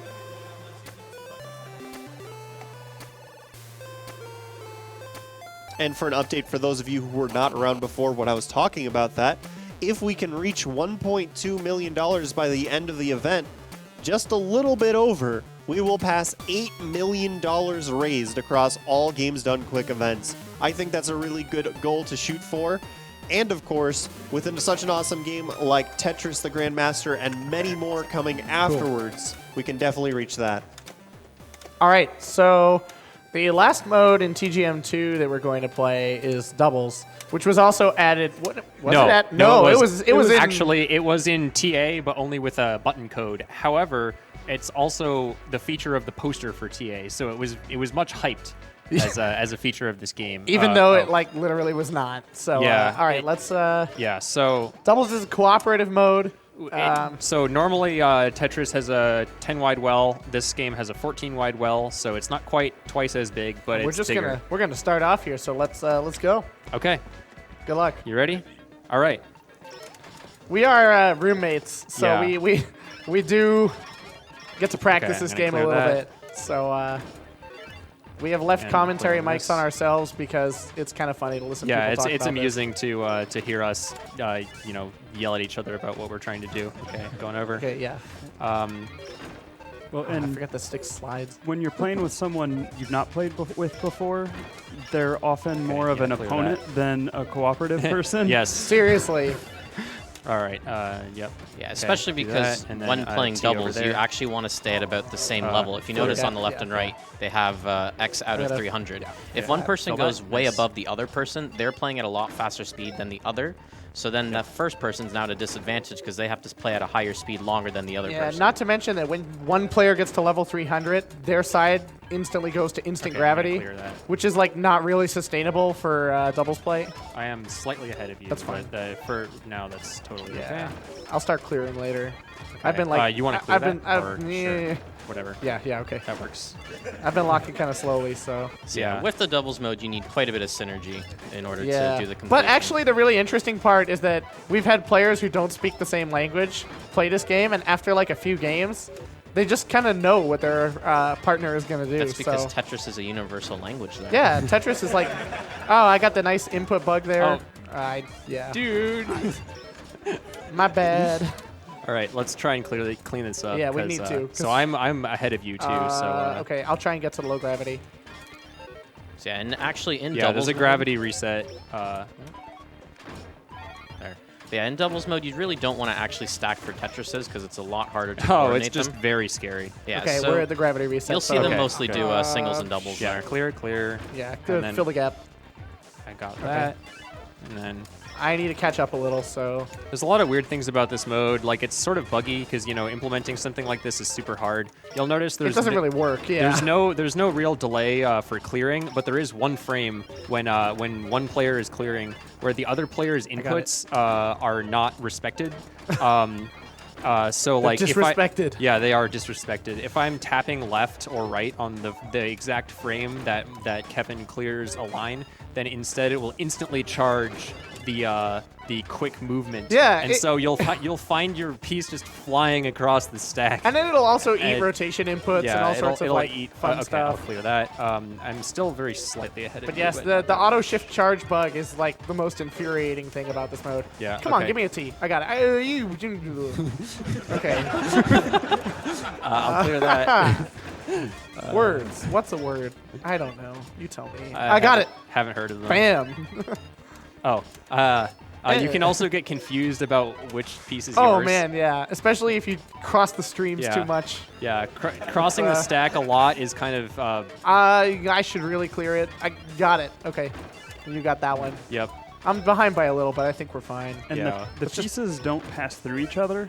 So Yeah, if you you're can- both going for the same hole, you can end up blocking it, so neither of you get the piece in the Nice. hole. Okay, now we're synced totally. So just keep playing. Yeah, it's like that T-shirt. Yeah, the Pacific Rim shirt, which Yeah. they made for last Where SGDQ, which is What's it actually called? Like drift level or something? yeah, it drift compatible. Drift compatible. Yeah. Yeah, that was a great shirt. I was I'm sorry, really, I'm really sorry. happy to see that. Okay, yeah, so he blocked the well there, but it wasn't too bad. So, I should mention Oh Jesus. Okay. this mode ends at level 300. So when both players have hit level 300, that's the end. I'm behind you now because I've been playing slowly. Oh, I got it. I got it, Phil. okay. Yeah, get it in there. Okay. Okay, and then that's totally fine, actually. Okay, and then I'm clearing that. Okay, good. Okay. Yeah, the gravity gets kind of fast here, so it is a little scary.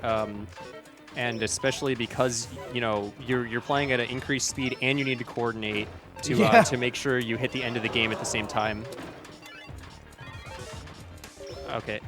Whoa, I'm sorry, I shouldn't have gone for it's that. fine. It's fine. Okay. Just keep focusing. We got it. So as we can see, doubles is pretty entertaining on its own right. I got it in. Nice. Okay. You got the T-spin or whatever. Yeah. You're at almost the end. Okay. You need to get a clear. I got a clear. I'm in. I'm creating one. I got it. Get it. Hold up. Woo! Yeah, okay. Yeah. Oh my God. Oh jeez.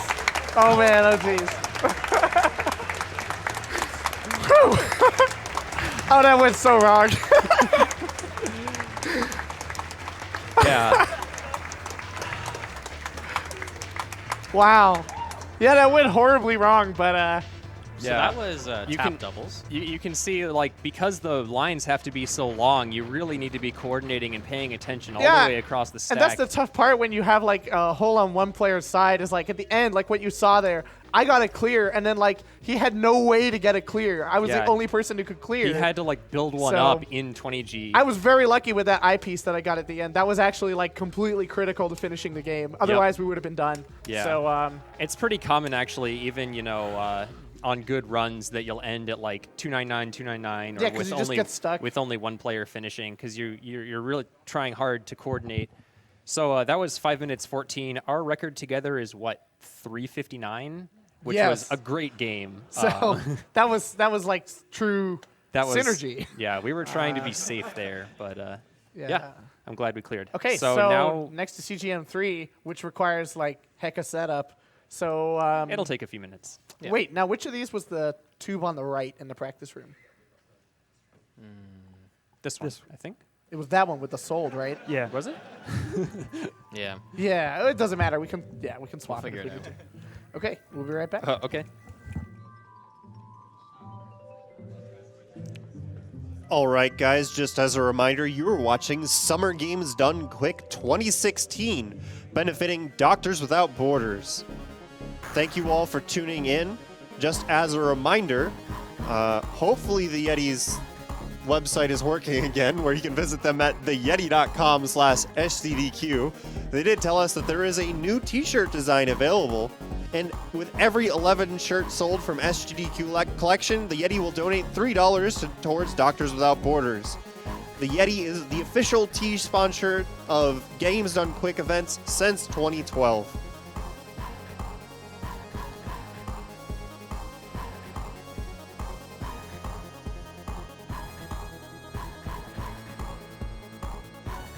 So I do have quite a lot of $10 donations from people in chat stepping up towards that, everyone in chat donating $10.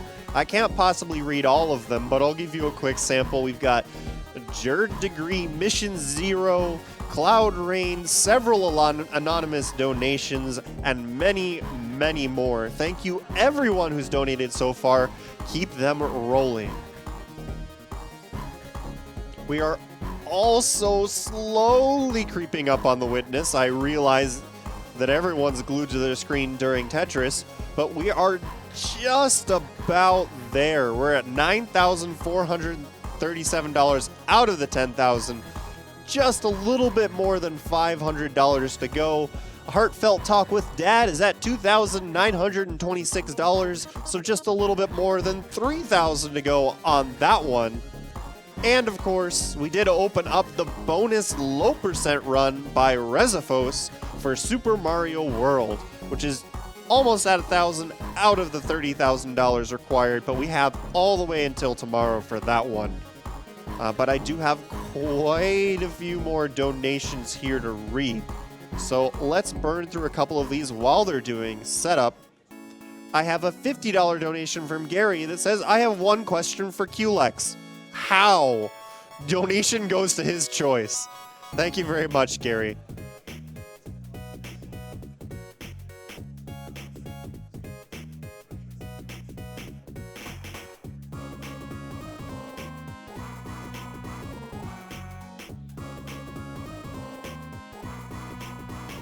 Sparta Command donated $5 that says, take this $5 and check to see if QLEX is a robot. The robot gets to decide where it goes. Artem donated $10 and said, what in the world did I just watch? QLEX, you are beyond amazing. Had to donate after watching that. Thanks to all the gamers and support staff for putting this event on.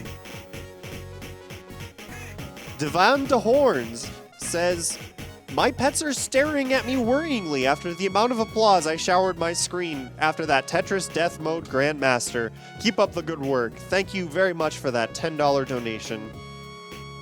G. Chris donated $20. Had to donate for that Grandmaster on TGM2. Mind-blowing stuff.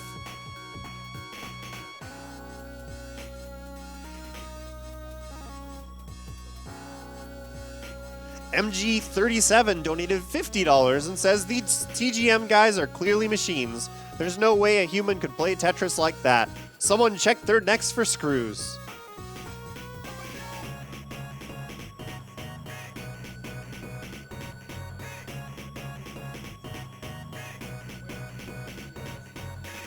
Jace and the News donated $50 and says, finally the Tetris segment airing at a time I'm awake.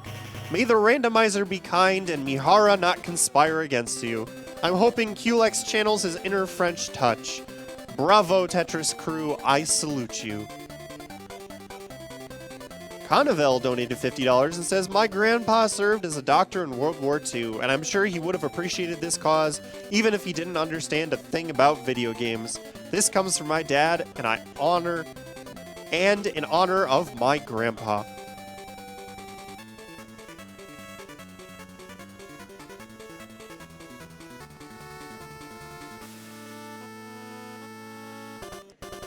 Copen 2007 donated $50 and said, I had to donate for the Super Mario World bonus low percent run because I love this game.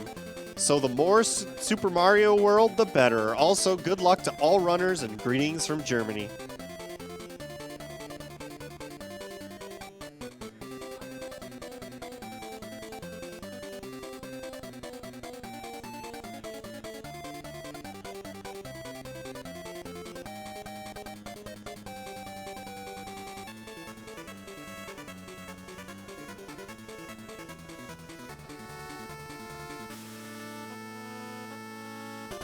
Master Fushugi donated $10 and says, "Hey crew, good luck with the runs. GM boys forever.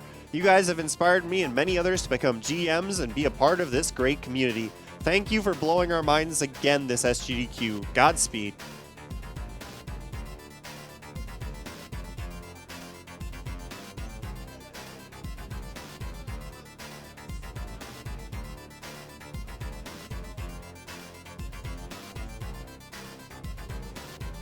Nine Spaces donated $13.37 and says the TGM crew proves each year that aliens are among us, because there's no way a human could do that.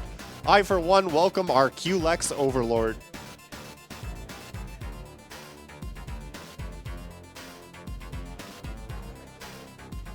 Teodal donated $550 and says, "After that Tetris run, money has no meaning to me anymore. Just take it."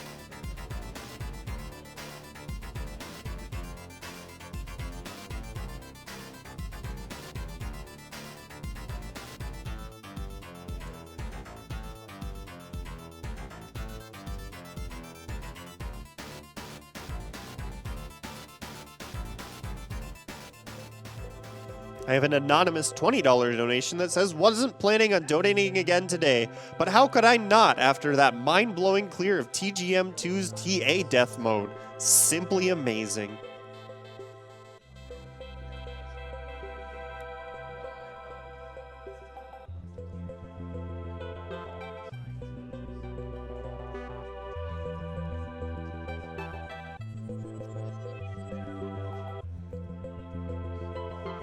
Heiser donated $100 and says, "These Tetris runs are insane. I could watch this for hours. $100 for the Witness. Greetings from Norway."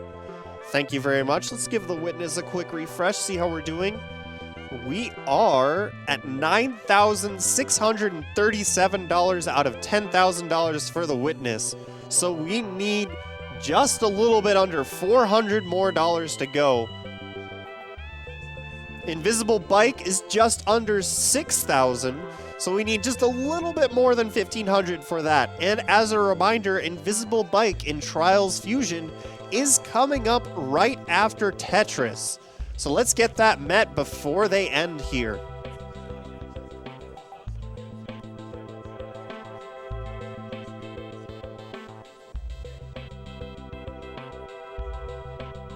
I have $500 from somethingartistic.net. Hey all, it's always mind-blowing to see the TGM runs, and this year is no different. Let's put this $500 to help out the Heartfelt Talk with Dad incentive, since Fallout is one of our favorite series. Looking forward to more awesome runs today and the rest of the week. And, since they were so kind to toss some of that money towards us, let's remind you all about somethingartistic.net. SomethingArtistic.net is one of our sponsors. They offer gaming-inspired decals and stickers made to decorate your consoles, walls, computers, and more. $2 from every decal sold this week is being donated directly to Doctors Without Borders. Some designs were done just for SGDQ and are available this week only, so make sure you check them out at somethingartistic.net or decal.ly.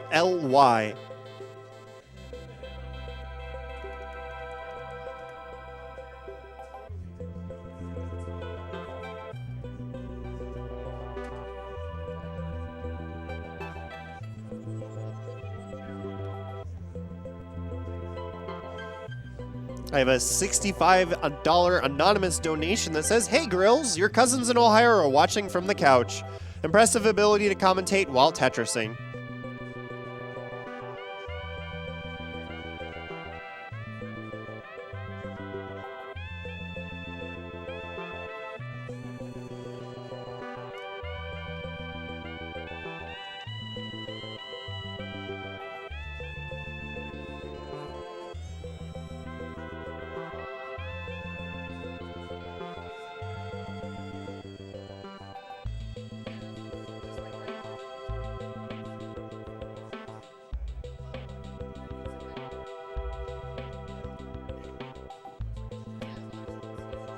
I have a $10 donation from Anonymous, who informs us all that a tetronymo is a geometric shape composed of 4 squares, connected orthogonally.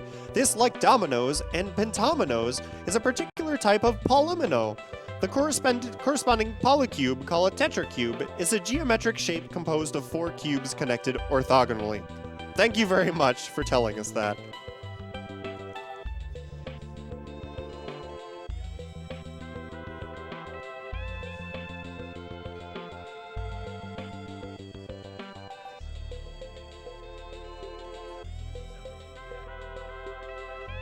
We have a $50 donation from Josh the Valiant, who says, "The Witness, huh?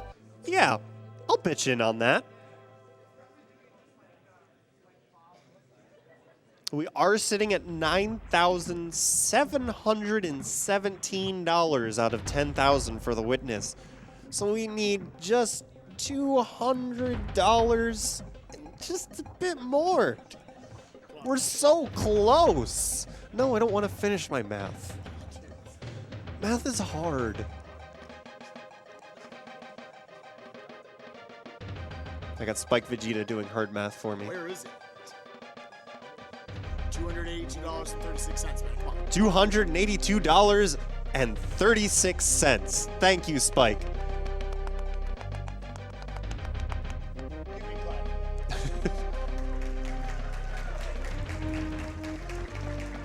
Ben152 donated $10 and says, "Hope the runs go well. Let's make it to 8 million boys. I love the Jack and Daxter run last night, and I love the Tetris run. Since it was one of my most played games as a child, keep up all the good work, guys, and save those animals."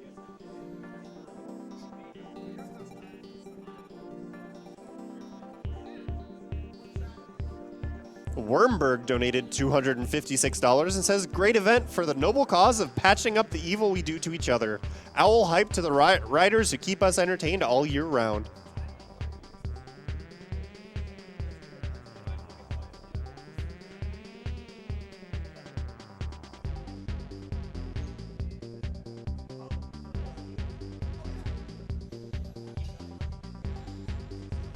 DU donated $20 and said, "Had to donate during the TGM run. The whole crew definitely rocks." The Witness just jumped up to $9,927. We are so close. $82.36. Spike informs me that's $82.36. Thank you.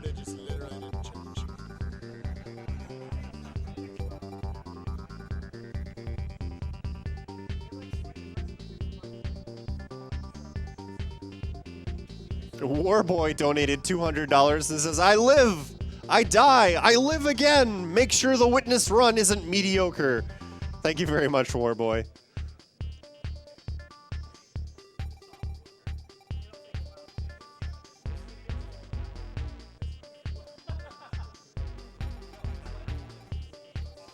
Oh boy, we've got a tongue twister here. Let me try and get this one. I have a $10 donation from Enafan194 that says, "She sells seashells by the seashore, but the shells she sells are seashells for sure." Thank you very much.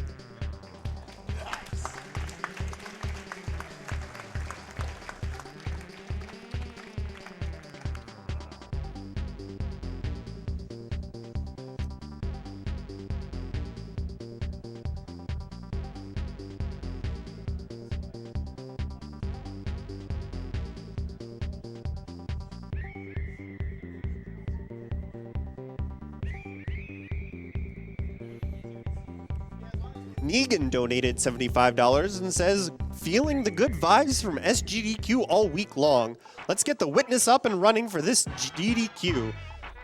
Thank you everyone who makes this week running smooth, and to all the speedrunners which show all of these amazing games. Thank you very much for that donation. Are we there yet? We're so close.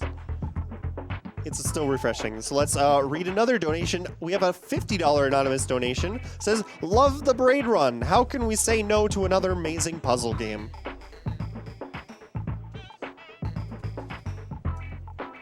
John Jammin says, "Wait, there's a challenge to donate for a chat to donate $10 each? Here's my contribution. Let's do it." Thank you very much for your $10. And the Witness has been met.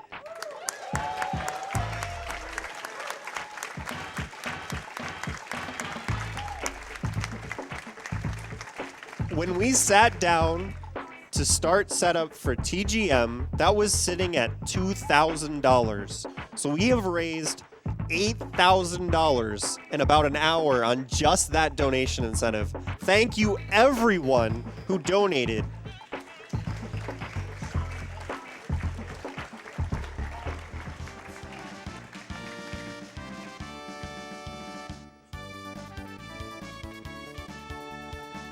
So the next thing we really need to push for is the invisible bike incentive in Trials Fusion, which is coming up next. We're at $6,335 out of the $7,500 needed. So we need just a little bit under $1,200 to make that.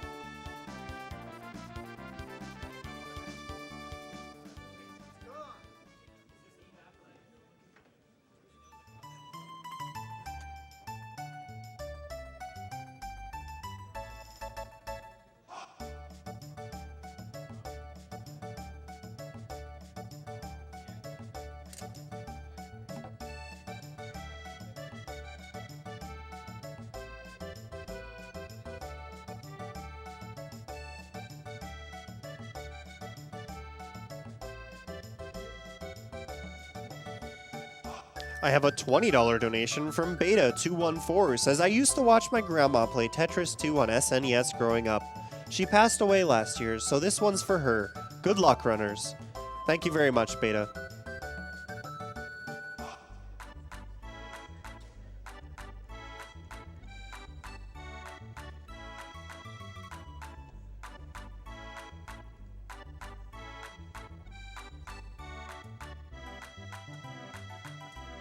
It looks like they're getting just about ready to get going, so I'm gonna stop here with the donations for now and let them take over again.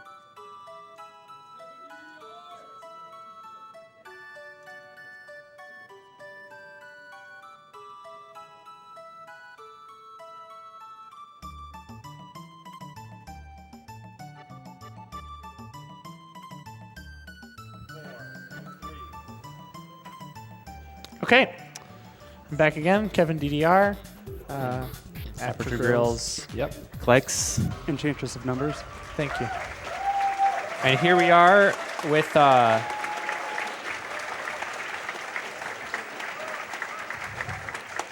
this is the third and final game in the series. Final, you say? Tetris Whoa. Tetris the Grandmaster 3. Whoa. Now, whoa there. Subtitled Terror Instinct. Yes. For reasons that will become evident. This is by far the hardest. The achievements possible in this game are by far the hardest in the series. Yeah. I mean, Death is obviously hard, but more people have achieved it than SHIRASE 1300 or Master GM. Yeah. There are 6, maybe 7 now Master GMs. Yeah, we Classic. actually may have heard about another Japanese player getting GM, but If so, we're not sure. congratulations. Yes. It's hard. It's very, very hard. So I guess, do you want to start playing Master, and I'm we just can gonna talk start, about and we can talk. Yeah. so just kind of get comfy. This game, so TGM1 was 1998. TGM2 was what, 2001? Something like and that. And this is 2005. So this came out a bit later. It's on newer hardware. You can see the blocks are 3D, which they show off in great detail in this attract mode. In the game, it's not really very noticeable. You can also see, just based on this attract mode, they have added 2 more preview pieces. So you can see the next 3 pieces coming up rather than just the next one. And you get a hold piece. So there is a 4th button, because there's 2 of the counterclockwise rotation button. You get a 4th button, which you can hit at any time, basically, to swap your active piece with the piece in the hold box. Between these 2 additions, as well as making the rotations a little more permissive, It makes you able to play a lot faster. you can play incredibly fast, and in turn, they make you play incredibly fast. So let's do it. All right. So let's do no it. messing around. I'm going to log in. So another thing about this game is that it has board local accounts. You have to log in and Please, play. nobody look at my password. You have to play. Yeah, just 6 buttons is your password. He's played this game 786 times. Except I've lost my account with like 4,000 plays Yeah. at least 2 or 3 times. Yeah. So He's selecting classic rule. That means the game behaves the way the other ones do. And so there's 4 modes. Kevin's going to play 2 of them. Master first. So Master, yeah, go ahead. Hey. So this is this is the main mode of the game. Pretty much. Arguably the hardest mode in the entire series. Yes. Yes, it is the sequel to Master Mode in TGM2, which you saw us play and unfortunately not do what we intended to do. Maybe you'll see that again here. Who knows? Yeah. The requirements have the same theme, but in general are harder. I gotta really focus. I'm just like, ooh, let's play. Yeah. Okay. This- so yeah. so the biggest thing about it is you remember in the second half of TGM2, one of the requirements was that each section be no more than 2 seconds slower than the previous one. In this game, they did something like that, but a little different. So you just saw the word "cool" appear at the bottom of his screen. This game is so nice. It tells you that you're cool. Like, Yeah. Yeah. The problem. The problem is, yeah. you have to be pretty consistent. If you get cold, that means that you were fast enough, and also fast enough compared to your previous section. Right. The previous section part, the absolute time requirements for getting cools, basically the way it works is from level 0 to 70 of every 100 level section, it compares your time with the previous one. And if it's no more than 2 seconds slower and meets the absolute time requirement, you get a cool. Yes. The absolute time requirements are very slow, so those are easy to meet. They So you'll basically don't matter. you'll always get the one in the first section if you're playing with any reasonable speed. The problem is, let's say you play really, really fast in the first section or the second section, and you end with a low stack. Now keep in mind that basically every block on the field represents additional stored levels that you can cash in when you clear them. So if you have very little Like here, on the really. field right now, like right now, when you enter a new section, you're going to have a really hard time playing fast enough to get to, get the first 70 levels done in time. And this can really This actually hose might you. be already kind of fast, so Yeah, I'm going to so stack up a little coming He's into gonna, the next he's section. gonna make sure that he has a decent amount of stack height, coming into each next section for the beginning of the game. It's not so bad at this point because the line clear delay is going to get much shorter. So every time you get a cool, it skips a 100 level section in the speed curve of the game, going off the end of the speed curve eventually, which is just a table of how fast the game is playing. Yeah. So eventually you hit the end of it, and all sections from that point are the same speed. Right, and if you get all the cools, then every level from 600 to the end are the same speed. And I then really need to speed up. Then Oh, it boy. becomes tricky in a different way to meet your time requirements because, you are setting the pace. The game does not accelerate at all to help you along. And so We'll see how this goes. It's pretty easy to have think you one got it. blazing section Oh, I got and that then one, yeah. Have one blazing section and then mess up in the next one, and your recovery takes too long and you miss the cool. If you play close to your true potential, you could cause problems for So yourself. here in particular, he could play a lot faster in this section than he is, I am but not he's going gonna to. he's gonna make sure that he doesn't because it's just an easy way to hose himself. I don't want to repeat So- of SGDQ. So it's in a way, it's counter to the whole speed aspect of the game because theory, it it's requires not, consistency. But if you are the best player in the world, then you will just play extremely fast and not make any mistakes or fix them immediately, and it'll all be fine because 2 seconds is glacial. But 2 seconds is not glacial; it's very short. Yeah, I guess I could add another detail. You see the levels. Normally they add by 1 at each line cleared. But here you get bonus levels if you clear triples or Tetrises. A Tetris is worth 6 levels. And a triple is worth 4 instead of just 3. Yes. So that is an even bigger incentive to stack cleanly Oh, boy. for Tetrises. Yeah. So now he's sped up a bit because the game is sped up a bit. And so here from 600 to the end, it'll be the same speed. And so it really emphasizes clean stacking, fast play, and fast and consistent play. All right, guys, I might need you to keep it down for a minute. If it's okay with you. Yeah. Yep. We can talk again at 900.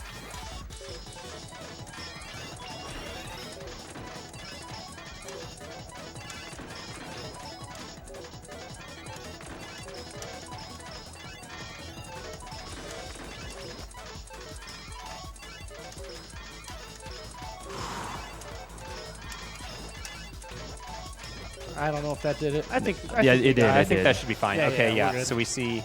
Here we go. Okay.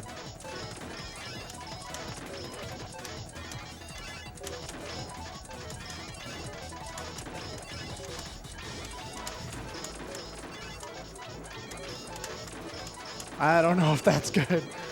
I think we're good. That's Yeah, fine. it should You're be totally fine. fine, especially Yeah. because you cashed out those levels. Oh Yep. my god. Okay. That was So there's Okay, so now we will see something special at the there's end no of the game. cool for the last section, which is like the one nice thing they did. So he still has to stack for Tetrises because just like in the second game, there's the same internal grading system. You just don't see it. You just can't see what grade you're at. You just have to Who guess. knows?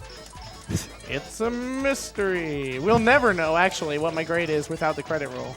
Yeah, because the credit roll All right, also here we adds go. grades. Okay, here it is.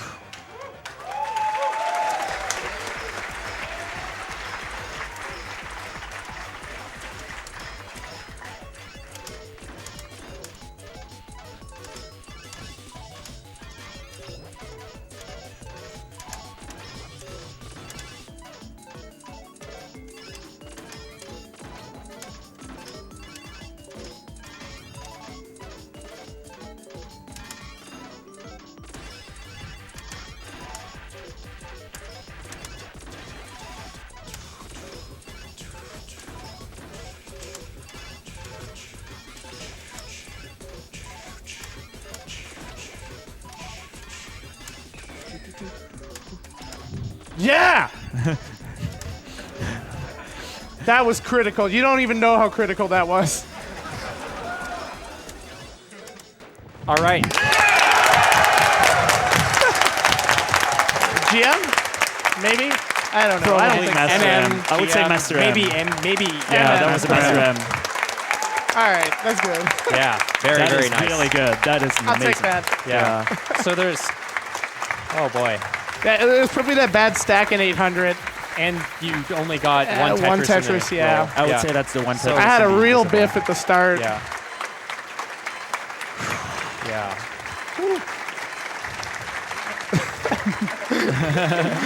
No biggie. Cool. Yeah. Well- It's really hard to get to the invisible. Well, I'm really glad I got that out of the way because I kind of don't care about anything else. So, you know, the SHIRASE, whatever, it's easy.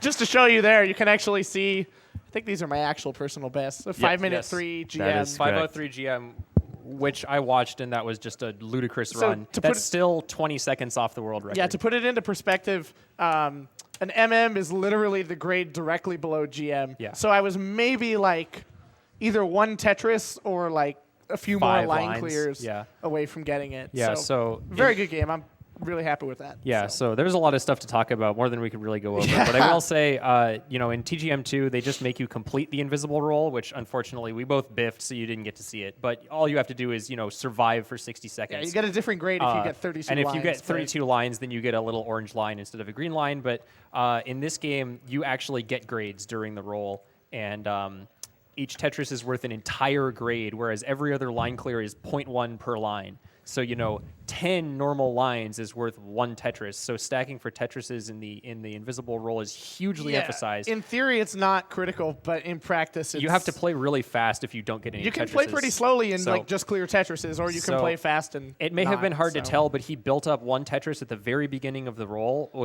that's the easiest time to get one. And then after that, you know, he was trying to play for survival. Yeah, it was a rough misdrop, but I figured it out. And Yeah. okay, so now we go on to what? So now SHIRASE? now you play SHIRASE, yes. Ugh.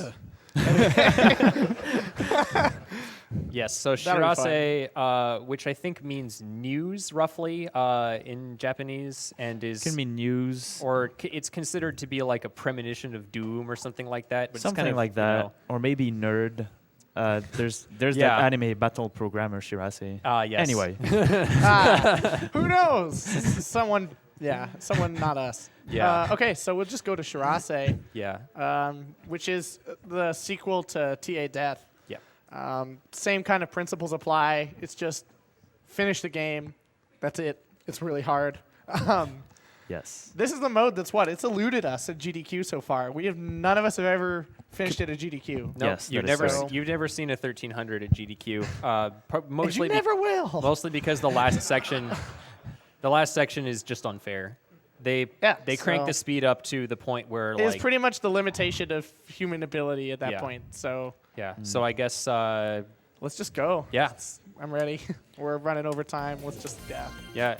So there are a couple things, KDC. There's a couple things that this mode does to try and mess with you, in addition to in addition to what you saw in Death, which is just pure, place the blocks. I'm gonna get up, stretch. You got this. I think I got to like what 12 something last time, 12:20 or something. It was so- like 12:40 or 12:50, so it was was pretty really good. close, Yeah. okay. Yeah. Let's do it. Yep. Let's do it. It's always weird playing on this because my arcade cabinet is a high-res monitor, and this is like 480i instead of 480p, so pieces look a little different. It's actually kind of interesting. It's not bad, but it takes a little getting used to, so we'll see. Yeah, in high res, the stack outline is very thick. Yes, and from level 1000 onwards, you'll see why it's It makes a quite big nice. difference, yeah. Okay. Whatever, we don't need that. Let's go. Let's just go. Oh, jeez, I messed up my mic. Sorry. Let me try that again. Demotional exam. All right. That was so fast. Rest in peace, your decoration. Is the audio okay? Like Yeah. I think so, yeah. So, All right. I just like bumped it trying to itch my facial hair. Yeah, let's do that. Easy sounds nice.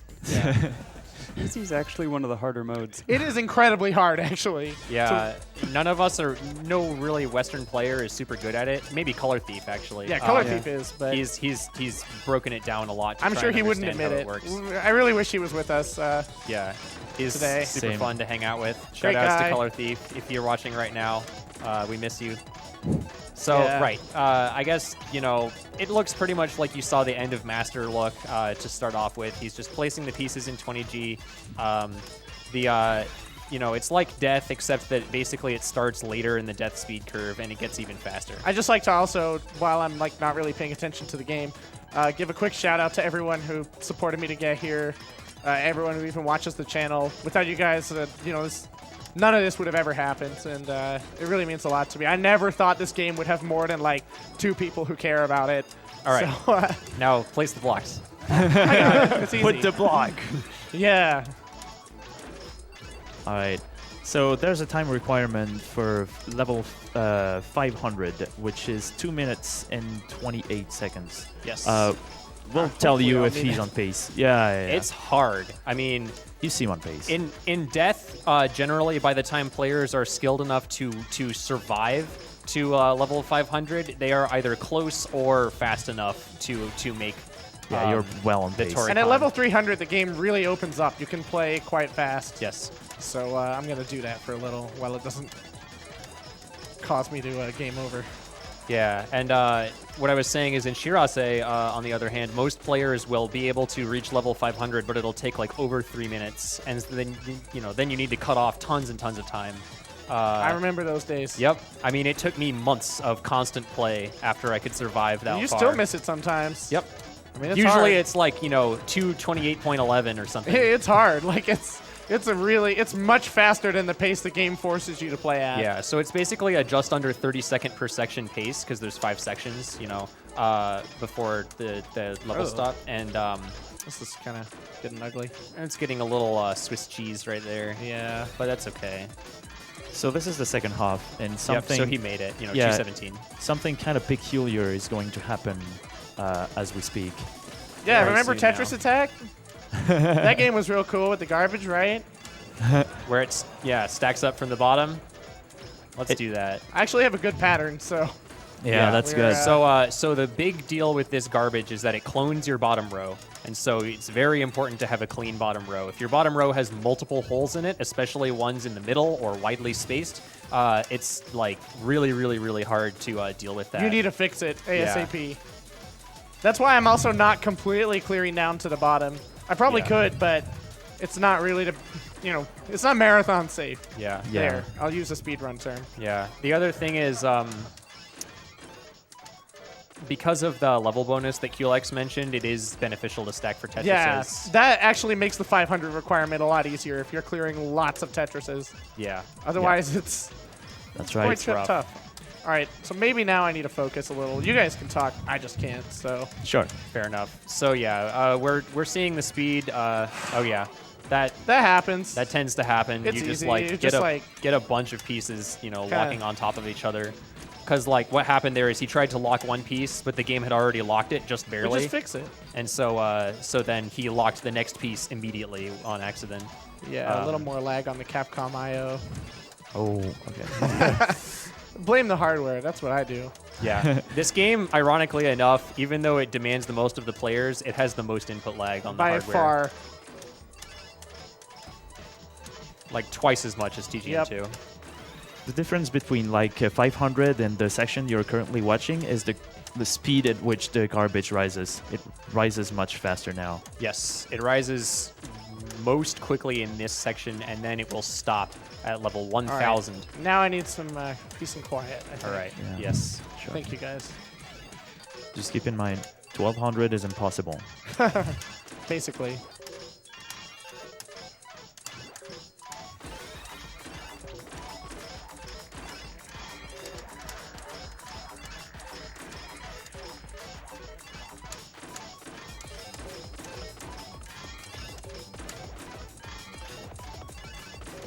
Whoa. That was not intentional. Actually worked out.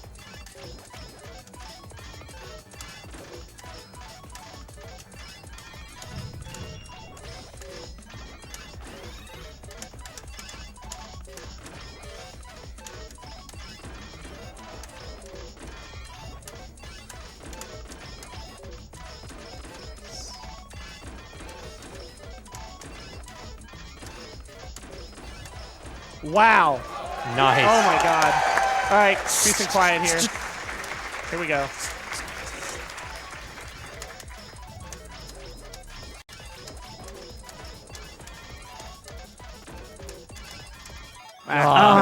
Yep. That's sort of what happens. Is like if you make one misdrop coming into 1200, it's just over. So Yeah. that's good. I feel good about that. Yeah, that was definitely satisfactory. Most Yeah. importantly, I'm done. So I feel good. You made it to 1,200, which was really, That's what I was hoping. I mean, for. I've watched Kevin play countless games of this, and like probably more than half of them make it to 1,200, and then just exactly almost like none of that. them make it to you know. 1,300. So. Yeah, because what happens is, you know how I was talking about at the end of Death, you have 15 frames to place the piece. At the end of SHIRASE, you have 8. It's twice as fast as Death gets, which is you only have a few frames to charge the auto shift, so it's really You barely have moved. if you make a advancing. mistake, you're Yeah. done. Like it's really hard to get back on track. Yeah. Yeah. So we'll turn it over to Yeah, POOCHE, so I guess. we have one more thing to show you, But which wait, is there's a one little more different. thing. And it's not anything. Nothing special. Yeah. I guess This is like not complex at all. we'll have extra setup, and then we'll explain what it is. Yeah, I mean, Yeah. is there much in the way of setup? audio switch. Sure.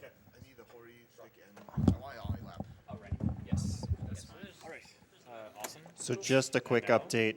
The Invisible Bike donation incentive for Trials Fusion is sitting at $7,144 out of the $7,500 needed. Come on, let's push that over before they finish, guys.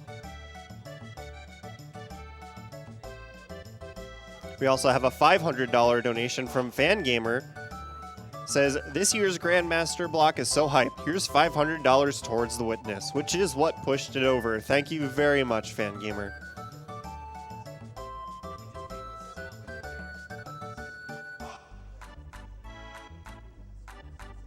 I have a $50 anonymous donation that says, thanks for the inspiring commentary and representation on stage during TGM block. Shout out to Enchantress of Numbers for being great.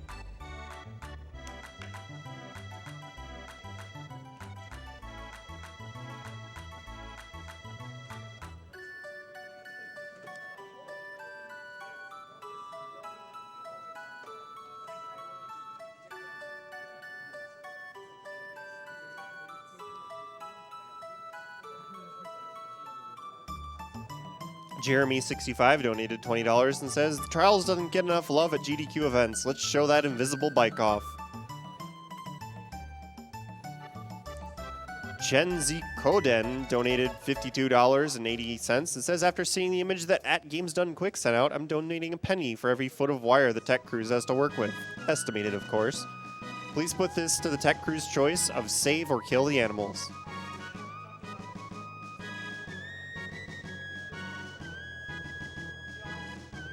Alex Cabrera donated $300 and says, MSF is a great cause, and it's events like the GDQs that restore my faith in humanity. This goes towards saving those frames. Kill the animals. Kill them all.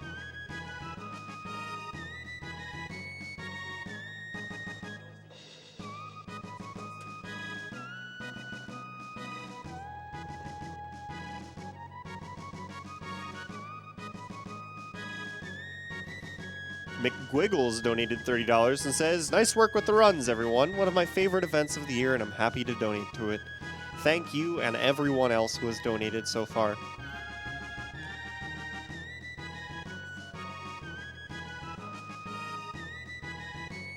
Travis G donated $10 and says, longtime watcher, the Tetris block once again is blowing my mind. Definitely the highlight of GDQ events for me, so here's my $10 chat challenge contribution, putting my money towards meeting that Trials Invisible Bike showcase.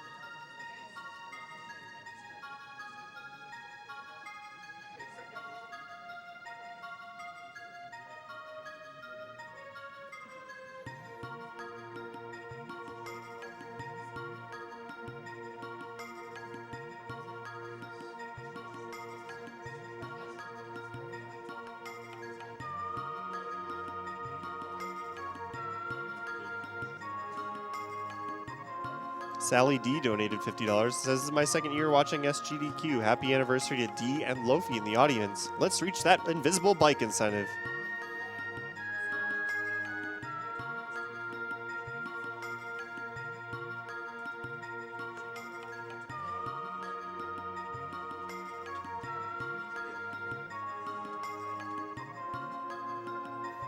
It looks like they're going to be ready soon, but the invisible bike is sitting less than $100 away.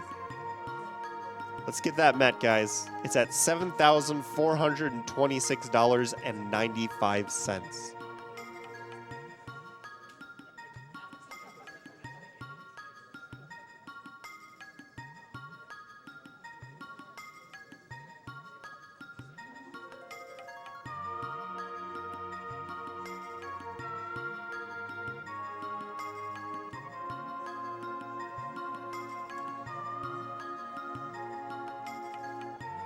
I have an anonymous $50 donation that says the Tetris guys are doing an amazing job. Keep up the quick thumbs. Awesome SGDQ this year. Donate to the announcer's choice.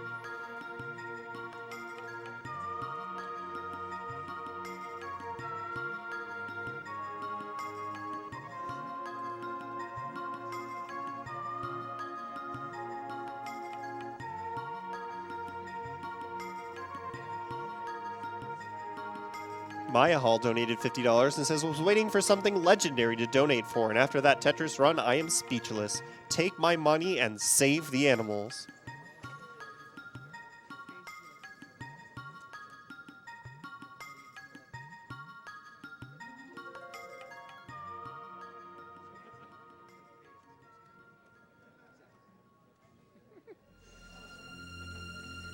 Yeah.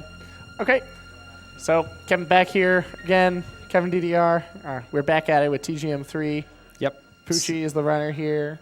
Those of y'all who watched this in SGDQ, and I don't think we did it in AGDQ, did we? No. No. So yeah, last SGDQ, POOCHE came here and played SAKURA mode, and like that was really cool. He learned the world record route and everything, and you know, it's hard and it's exciting to watch because there's some crazy twists and kicks in it. We were like, nah, that's not enough, and we don't have the players from Japan here who are better than us in the main modes. So we needed to figure out something interesting. So he threw around the idea of saying, I could just learn Sakura blindfolded. That won't be hard. There would be nothing difficult about that. So that's what we're going to see here. A blindfolded run through Sakura mode. Sakura mode is similar to Card Captor Sakura Tetris for the PS1, which is also made by Arika. The actually, can you just start playing just like a level or two of the regular, just so we can describe it real quick? Without a blindfold? Yeah, just real quick. Yeah. It's kind of hard to explain without being able to see it, and I don't want to distract you when you're playing. Yeah.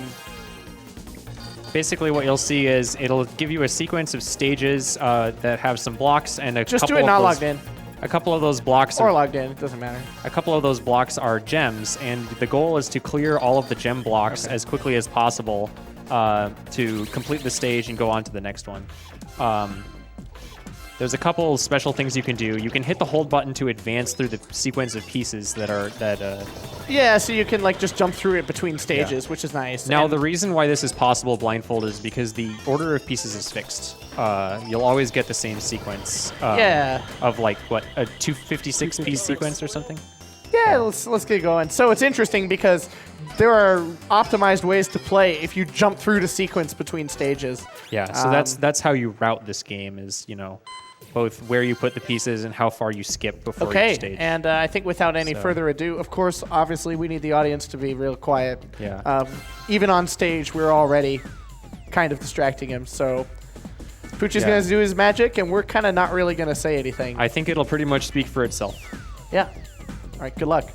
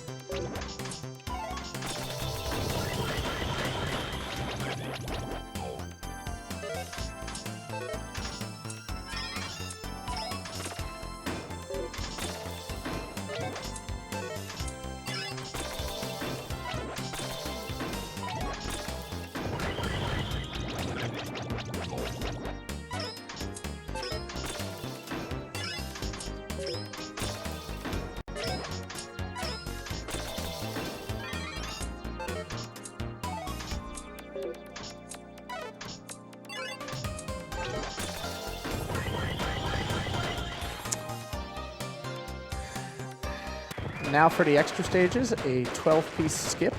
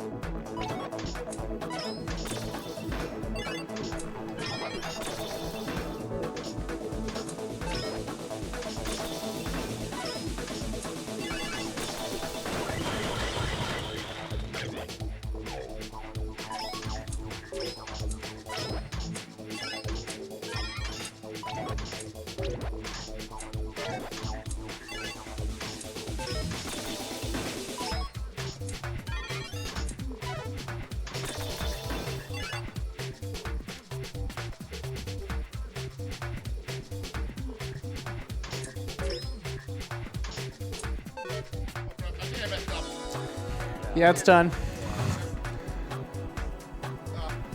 All right, I guess that's it. Yeah. Wow. Very well done. Yeah, he made it that far with no mistakes. Yeah, there were 3 stages left, and yeah, pretty much if you make one mistake, it is done. So everyone congratulate POOCHE on that. That's just absolutely nuts. I was terrified the entire time.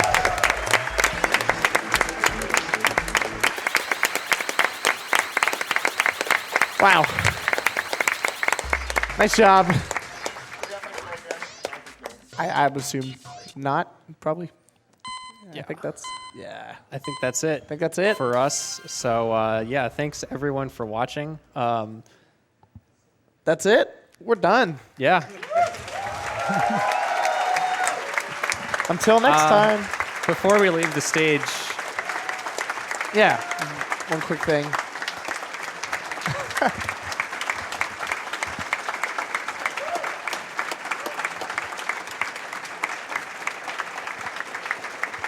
Just a few quick words, yeah.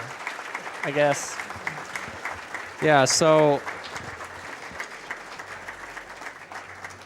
TGM, since there, it seems, will not be another game, we will probably not be coming back to GDQ for it for a while.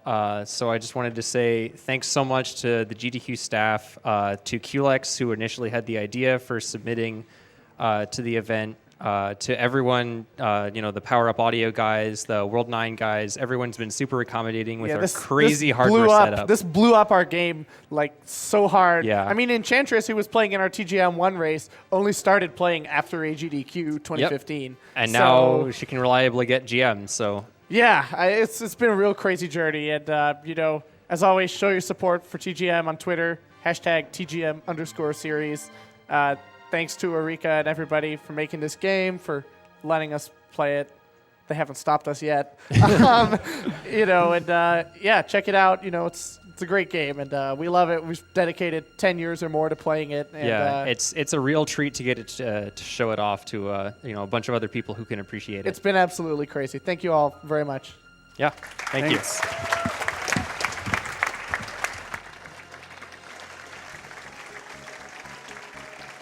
Thank you.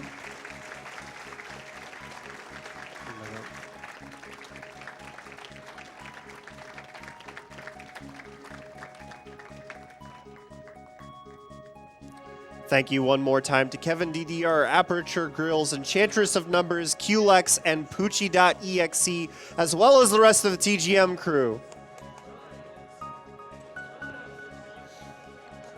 As a quick update, right as we switched over to the SHIRASE run, we did meet the invisible bike incentive for Trials Fusion. So that is definitely going to happen. Thank you everyone who donated for it. You definitely do want to stay here and keep watching that. With that done, we're pretty much looking for donation incentives in the near future. We have the Heartfelt Talk with Your Dad, as well as in the Elder Scrolls 3 Morrowind All Main Quests run, there is a donation incentive to choose what race the character is. Currently, Argonian and Khajiit are well ahead of everything else, but spread apart by only a small margin. So if you'd like to change that, this is definitely still doable.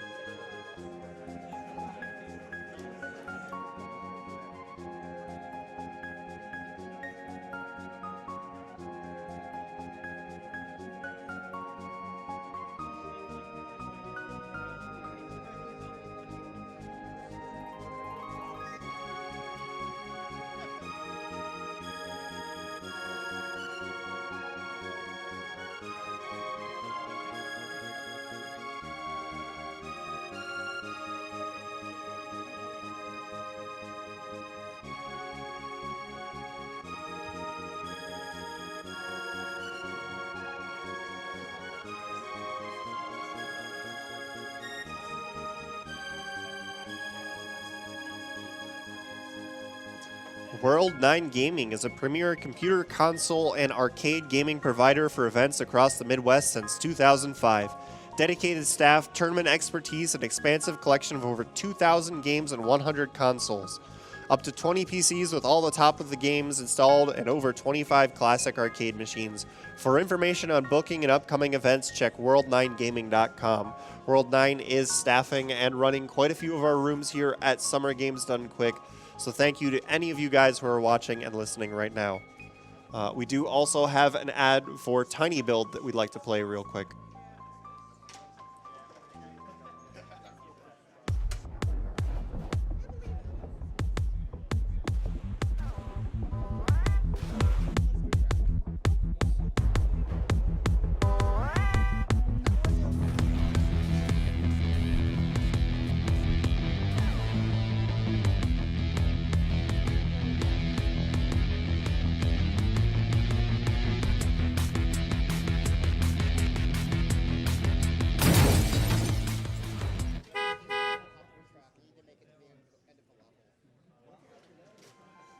Welcome back to Summer Games Done Quick 2016, benefiting Doctors Without Borders. We are sponsored by Twitch, and I would like to say something real quick about Doctors Without Borders, since we haven't talked about them in a little bit.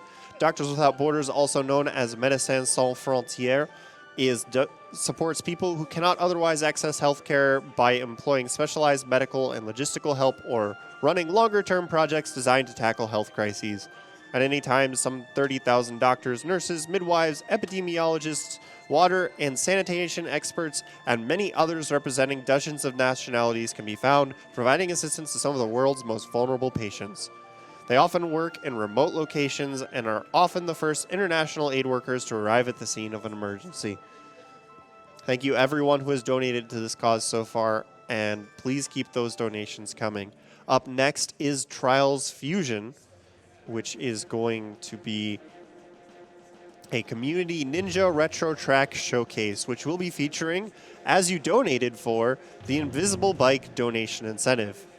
I have a couple donations to read off while we're switching over, so let's get through those real quick. I have $100 from Anonymous, who says, Invisible Bike!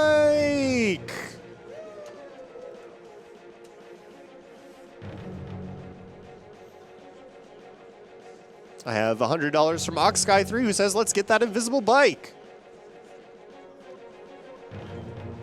Miss Mecha Zero donated $100 and says, Khajiit has wares. I must give coin.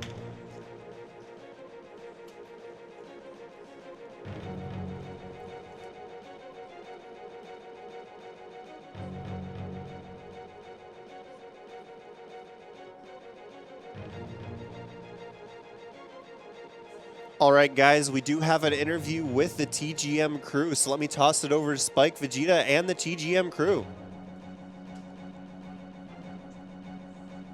Mike Pachita, not KevinDDR. Don't read that down there. It's as we go down. I am joined by 4 absolutely amazing gamers here in KevinDDR, Aperture Grills, Enchantress of Numbers, and QLEX. First of all, how you guys doing? Very relieved. Yeah. Oh man, just great Feeling actually. amazing. Really, we're feeling great. We've had you guys 3 times now, and I thought to myself after the second time, all right, there's no way. We've kind of, all right, that was awesome. There's no way we can do it again. And every time I'm so happy that you... We thought that too, which is why we didn't submit to SGDQ this year. And we thought, okay, a little side. We'd much rather have people want it than if people get burned out on it. Thank you for not being shy and just coming out, because this is an absolute treat for us. So we would much rather not have people get burned out on it. You know, that's the last thing you want. Oh, great, this again. So I want to remind you guys that if you have any questions for our runners throughout the week, make sure to tweet it at us using the hashtag SGDQ2016. We've actually got a couple questions from you guys here today. I'm going to start off with a few of my own and just start off with this. How long have each of you been playing TGM? I think somewhere between 9 and 10 years now. Wow. I started in seventh grade, actually, I started. All right. So. Don't do the math on how old he is now. So. Yeah. Yeah, and about the same for me as Kevin. I started, I think, in 2009 or 2008, something like that. A little bit over a year, I bought my TGM1 board just after AGDQ, the AGDQ run, and then I didn't get it up and running until about April of last year. So Yeah, we're seeing the second generation of players now. It's great. Wow. People who saw that and are playing now. Yeah, speaking of which, I'm kind of in the transition between old school and new school player. I've been here for 6 years. I started doing it like very seriously after I went to Japan. So that was 2.5 years ago about, so yeah. The next question has been asked a million times in the tweets, and I don't know how else to put it, but just how? How the hell do you guys do this? A specific question from Rick here. Obviously, it takes hand-eye coordination. Obviously, practice makes perfect, but what else do you need to make this happen? Well, there's a great guide by this dude, J.O. That I think a lot of us read probably in the early days that really goes over like every aspect of playing in terms of like, here's how the rotation system works. Here are all the advanced techniques that you can do by rotating or letting go of, stop holding left and then rotate or et cetera, like advanced movements and ways to kind of clear unconventional line clears and stuff. Yeah. There's a lot of things, basically, you as you play the game over and over and over, you will see general patterns that come up again and again. And that leads to basically your brain, just goes on autopilot. Like, okay, that piece goes there, that piece goes there. In a way, it's a little like Rubik's Cube. What you're always doing is looking at the next piece while your muscle memory is doing the inputs to place the active piece while your brain is thinking about where the next piece goes. Yeah. And that's why the third game, you can play so much faster because you have more leeway. You can see farther ahead, and you can rearrange. I mean, the idea is to actually minimize the amount of inputs you need to get a piece where you want it to go. So. Yeah. You just kind of get in a state of zen, where you just sort of like stare and you sort of don't want to overthink it. Yeah, overthinking it is bad because, if you try and consciously think about where the piece is going to go, it's too late. It's way too late. So you sort of, like I said, you've seen these situations millions of times, and so you just kind of like, it just goes. What does go through your brain in those moments? Do you find it's just purely on Tetris? Do you ever find yourself thinking about other things? That's why I can talk, right? That's why we can talk while playing, because it only occupies a certain part of your brain to be playing. Yeah, I mean QLEX is crazy. He's like not even talking in his native language while he's playing. That's like that is mind blowing. Like I can't even fathom that. I don't even know how I'm doing this myself. But no, my mind just wanders. Through anything when I'm playing. So. Yeah. I actually, when I first started playing, I didn't take it super seriously, and I used it a lot to sort of like de-stress and think about other stuff that was going on, because it's just sort of like a mindless activity to do. It's like it's mindful in some sense, but it also like doesn't occupy like many parts of your brain. I want to talk a little bit. I am someone who prides himself on giving good commentary, even when I'm running games myself. And what makes you guys, I think, truly special when you come to these events, because we are so much about the commentary, is that you don't lose any focus on the show. that you guys are putting. It's not just very easily you guys could just sit up there and just like, all right, watch us do this and not talk for an hour. I think people would still be so impressed, but you give it that extra 10 layers of talking all throughout it, and not just the commentary of the player, but for all of you obviously helping each other. Yeah. Did you guys imagine yourselves ever doing this in front of 100,000 people, or well over 100,000 people multiple times?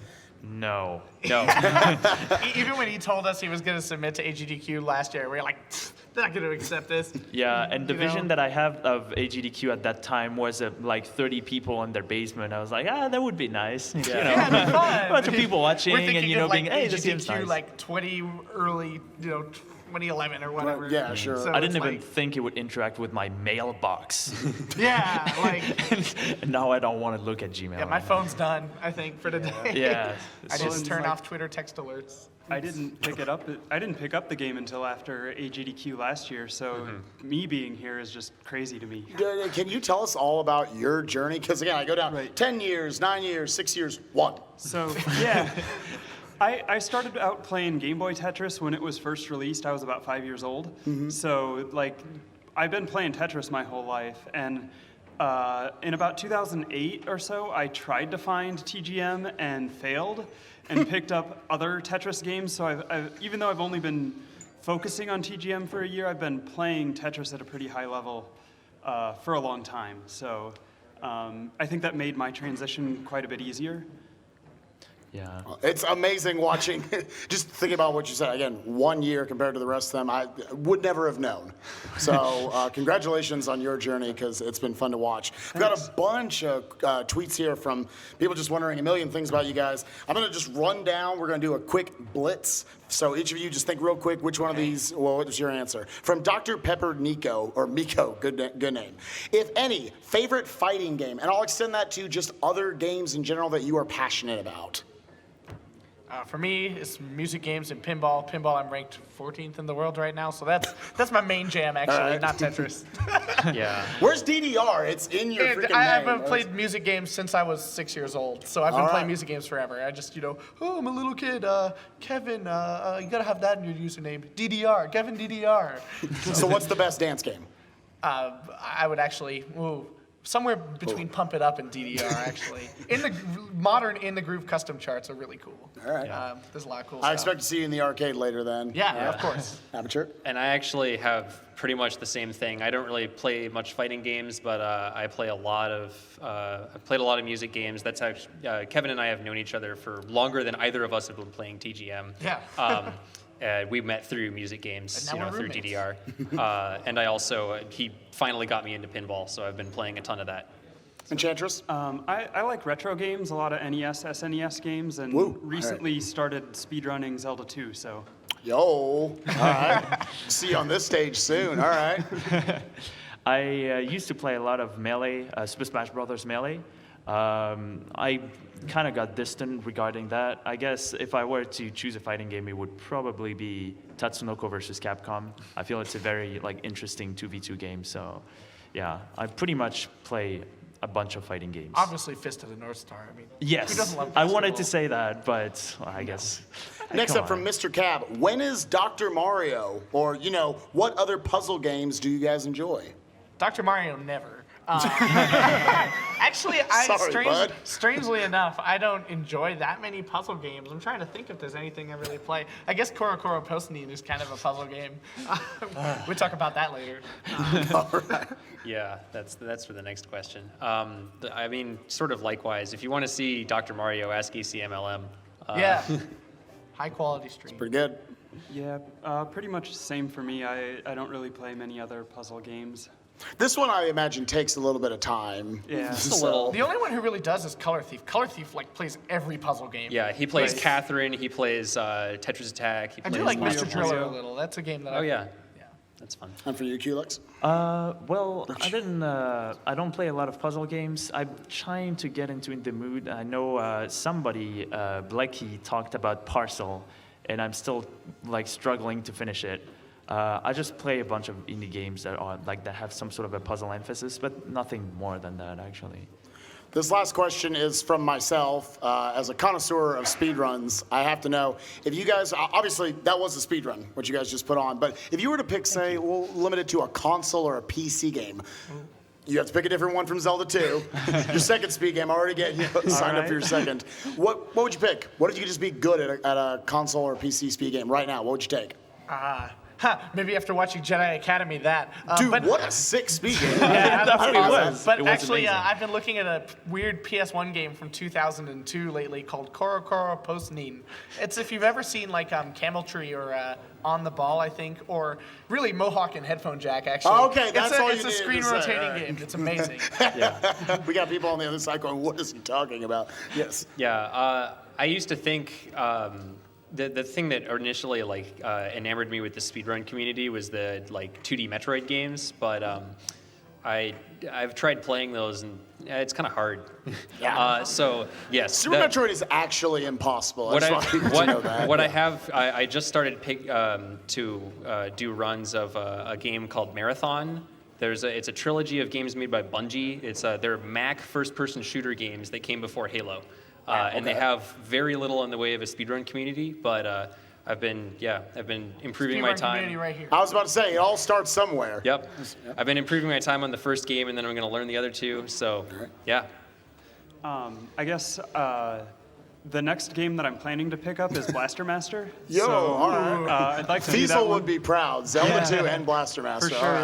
All right. UA, we got UA giving the thumbs up over there. All right. Or if I can get my Ninja Baseball Batman PCB repaired, I would like to pick that one up and maybe try some speed running on it. So, Felix. I'd probably go for Restart on the Sega Mega Drive. Yo, I think great it's game. I think it's one of the best experiences I've had with the Sega Mega Drive, and like one of the all-time best experiences.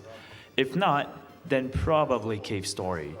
Pretty much the same thing to say about it. I had an insane feeling playing it like the first time, and I think I can, discover something new by speedrunning it. So yeah. So you heard it all here first. HGDQ 2017. Here are all your next speed gamers, but not for Tetris, for all these. Yeah, we all come back. That's the real strategy. Yeah, we'll never bring this much equipment again. Knock on wood. How many thousands of dollars would you estimate? We all would in? say literally 3,000. At least Okay. 3,000. Yeah. It's Something. beyond Real my nice bank to take account. through TSA. Thank you all so much. Once again, I was joined by KevinDDR, by Aperture Grills, Enchantress of Numbers, and KevinDDR. Amazing. Thank you for the treat. Thank you for the absolute joy that was. I'm going to send you guys back over to SGDQ 2016 for Trials Fusion. Thank you very much.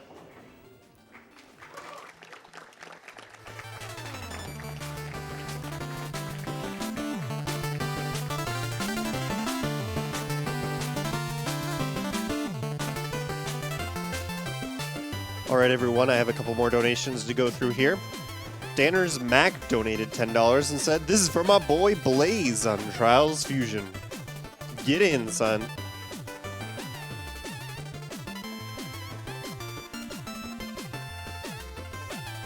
Jan Maru donated $100 and says, "Since my wife pays monthly for MSF, I gotta take this chance to catch up with her. Keep up the great work."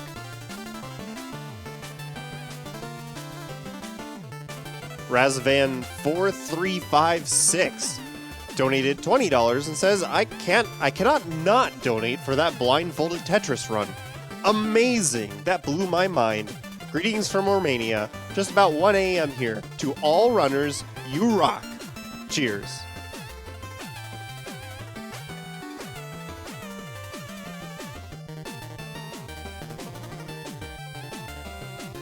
I have an anonymous $20 donation that says the Grand Mattress Tetris spots on GDQ are my favorite. Thanks everyone at GDQ, announcers, tech people, staff, volunteers for all the hard work. And to all of the runners giving their time. Yay! Special shout out to Half Coordinated for the Momodora run. Your comments were amazing and brought tears to my eyes. I have an anonymous $50 donation that says, being homesick on my birthday ain't bad at all when I get to watch SGDQ. Shout out to the MCs and AV crew working hard to make the magic happen. Keep it up, you lovely people, and put my donation to the MC's choice. I have an anonymous $100 donation that says, great cause and great runs. Save those animals. Just as an update, since I have been keeping you guys up to date on donation incentives, the current status of Save or Kill the Animals is taking a while to load, so I'm going to read another donation. VDKMTN donated $50 and says, that Tetris block was insane. I thought I was good for clearing a line. Excited to see the Trials showcase because it's one of my favorite games. Since it won before I could donate this, we'll go towards saving the animals. They're cute. Save them, right? Alright, so the current totals have made Kill pull a little bit back ahead. They were close for a bit, but Kill is currently at $43,166, and Save is at $42,860. It's still within striking distance, but Kill is managing to stay ahead pretty consistently here. So if you'd like to change that outcome, you definitely should get your donations in. If we look past Trials Fusion, at the Fallout 3 glitch talk out with your dad for the heartfelt talk is at $4,062 out of $6,000, so just a little bit under $2,000 to go for that. Before that, the character race choice, for Morrowind is still pretty close between Khajiit and Argonian, with Khajiit being ahead now at 2,916 and Argonian having fallen back to 2,720. Those are still very close and could be easily changed before that comes up. I have an anonymous $10 donation that says, remember runners, a tea leaf falling on a panda's chest does not mean that the tiger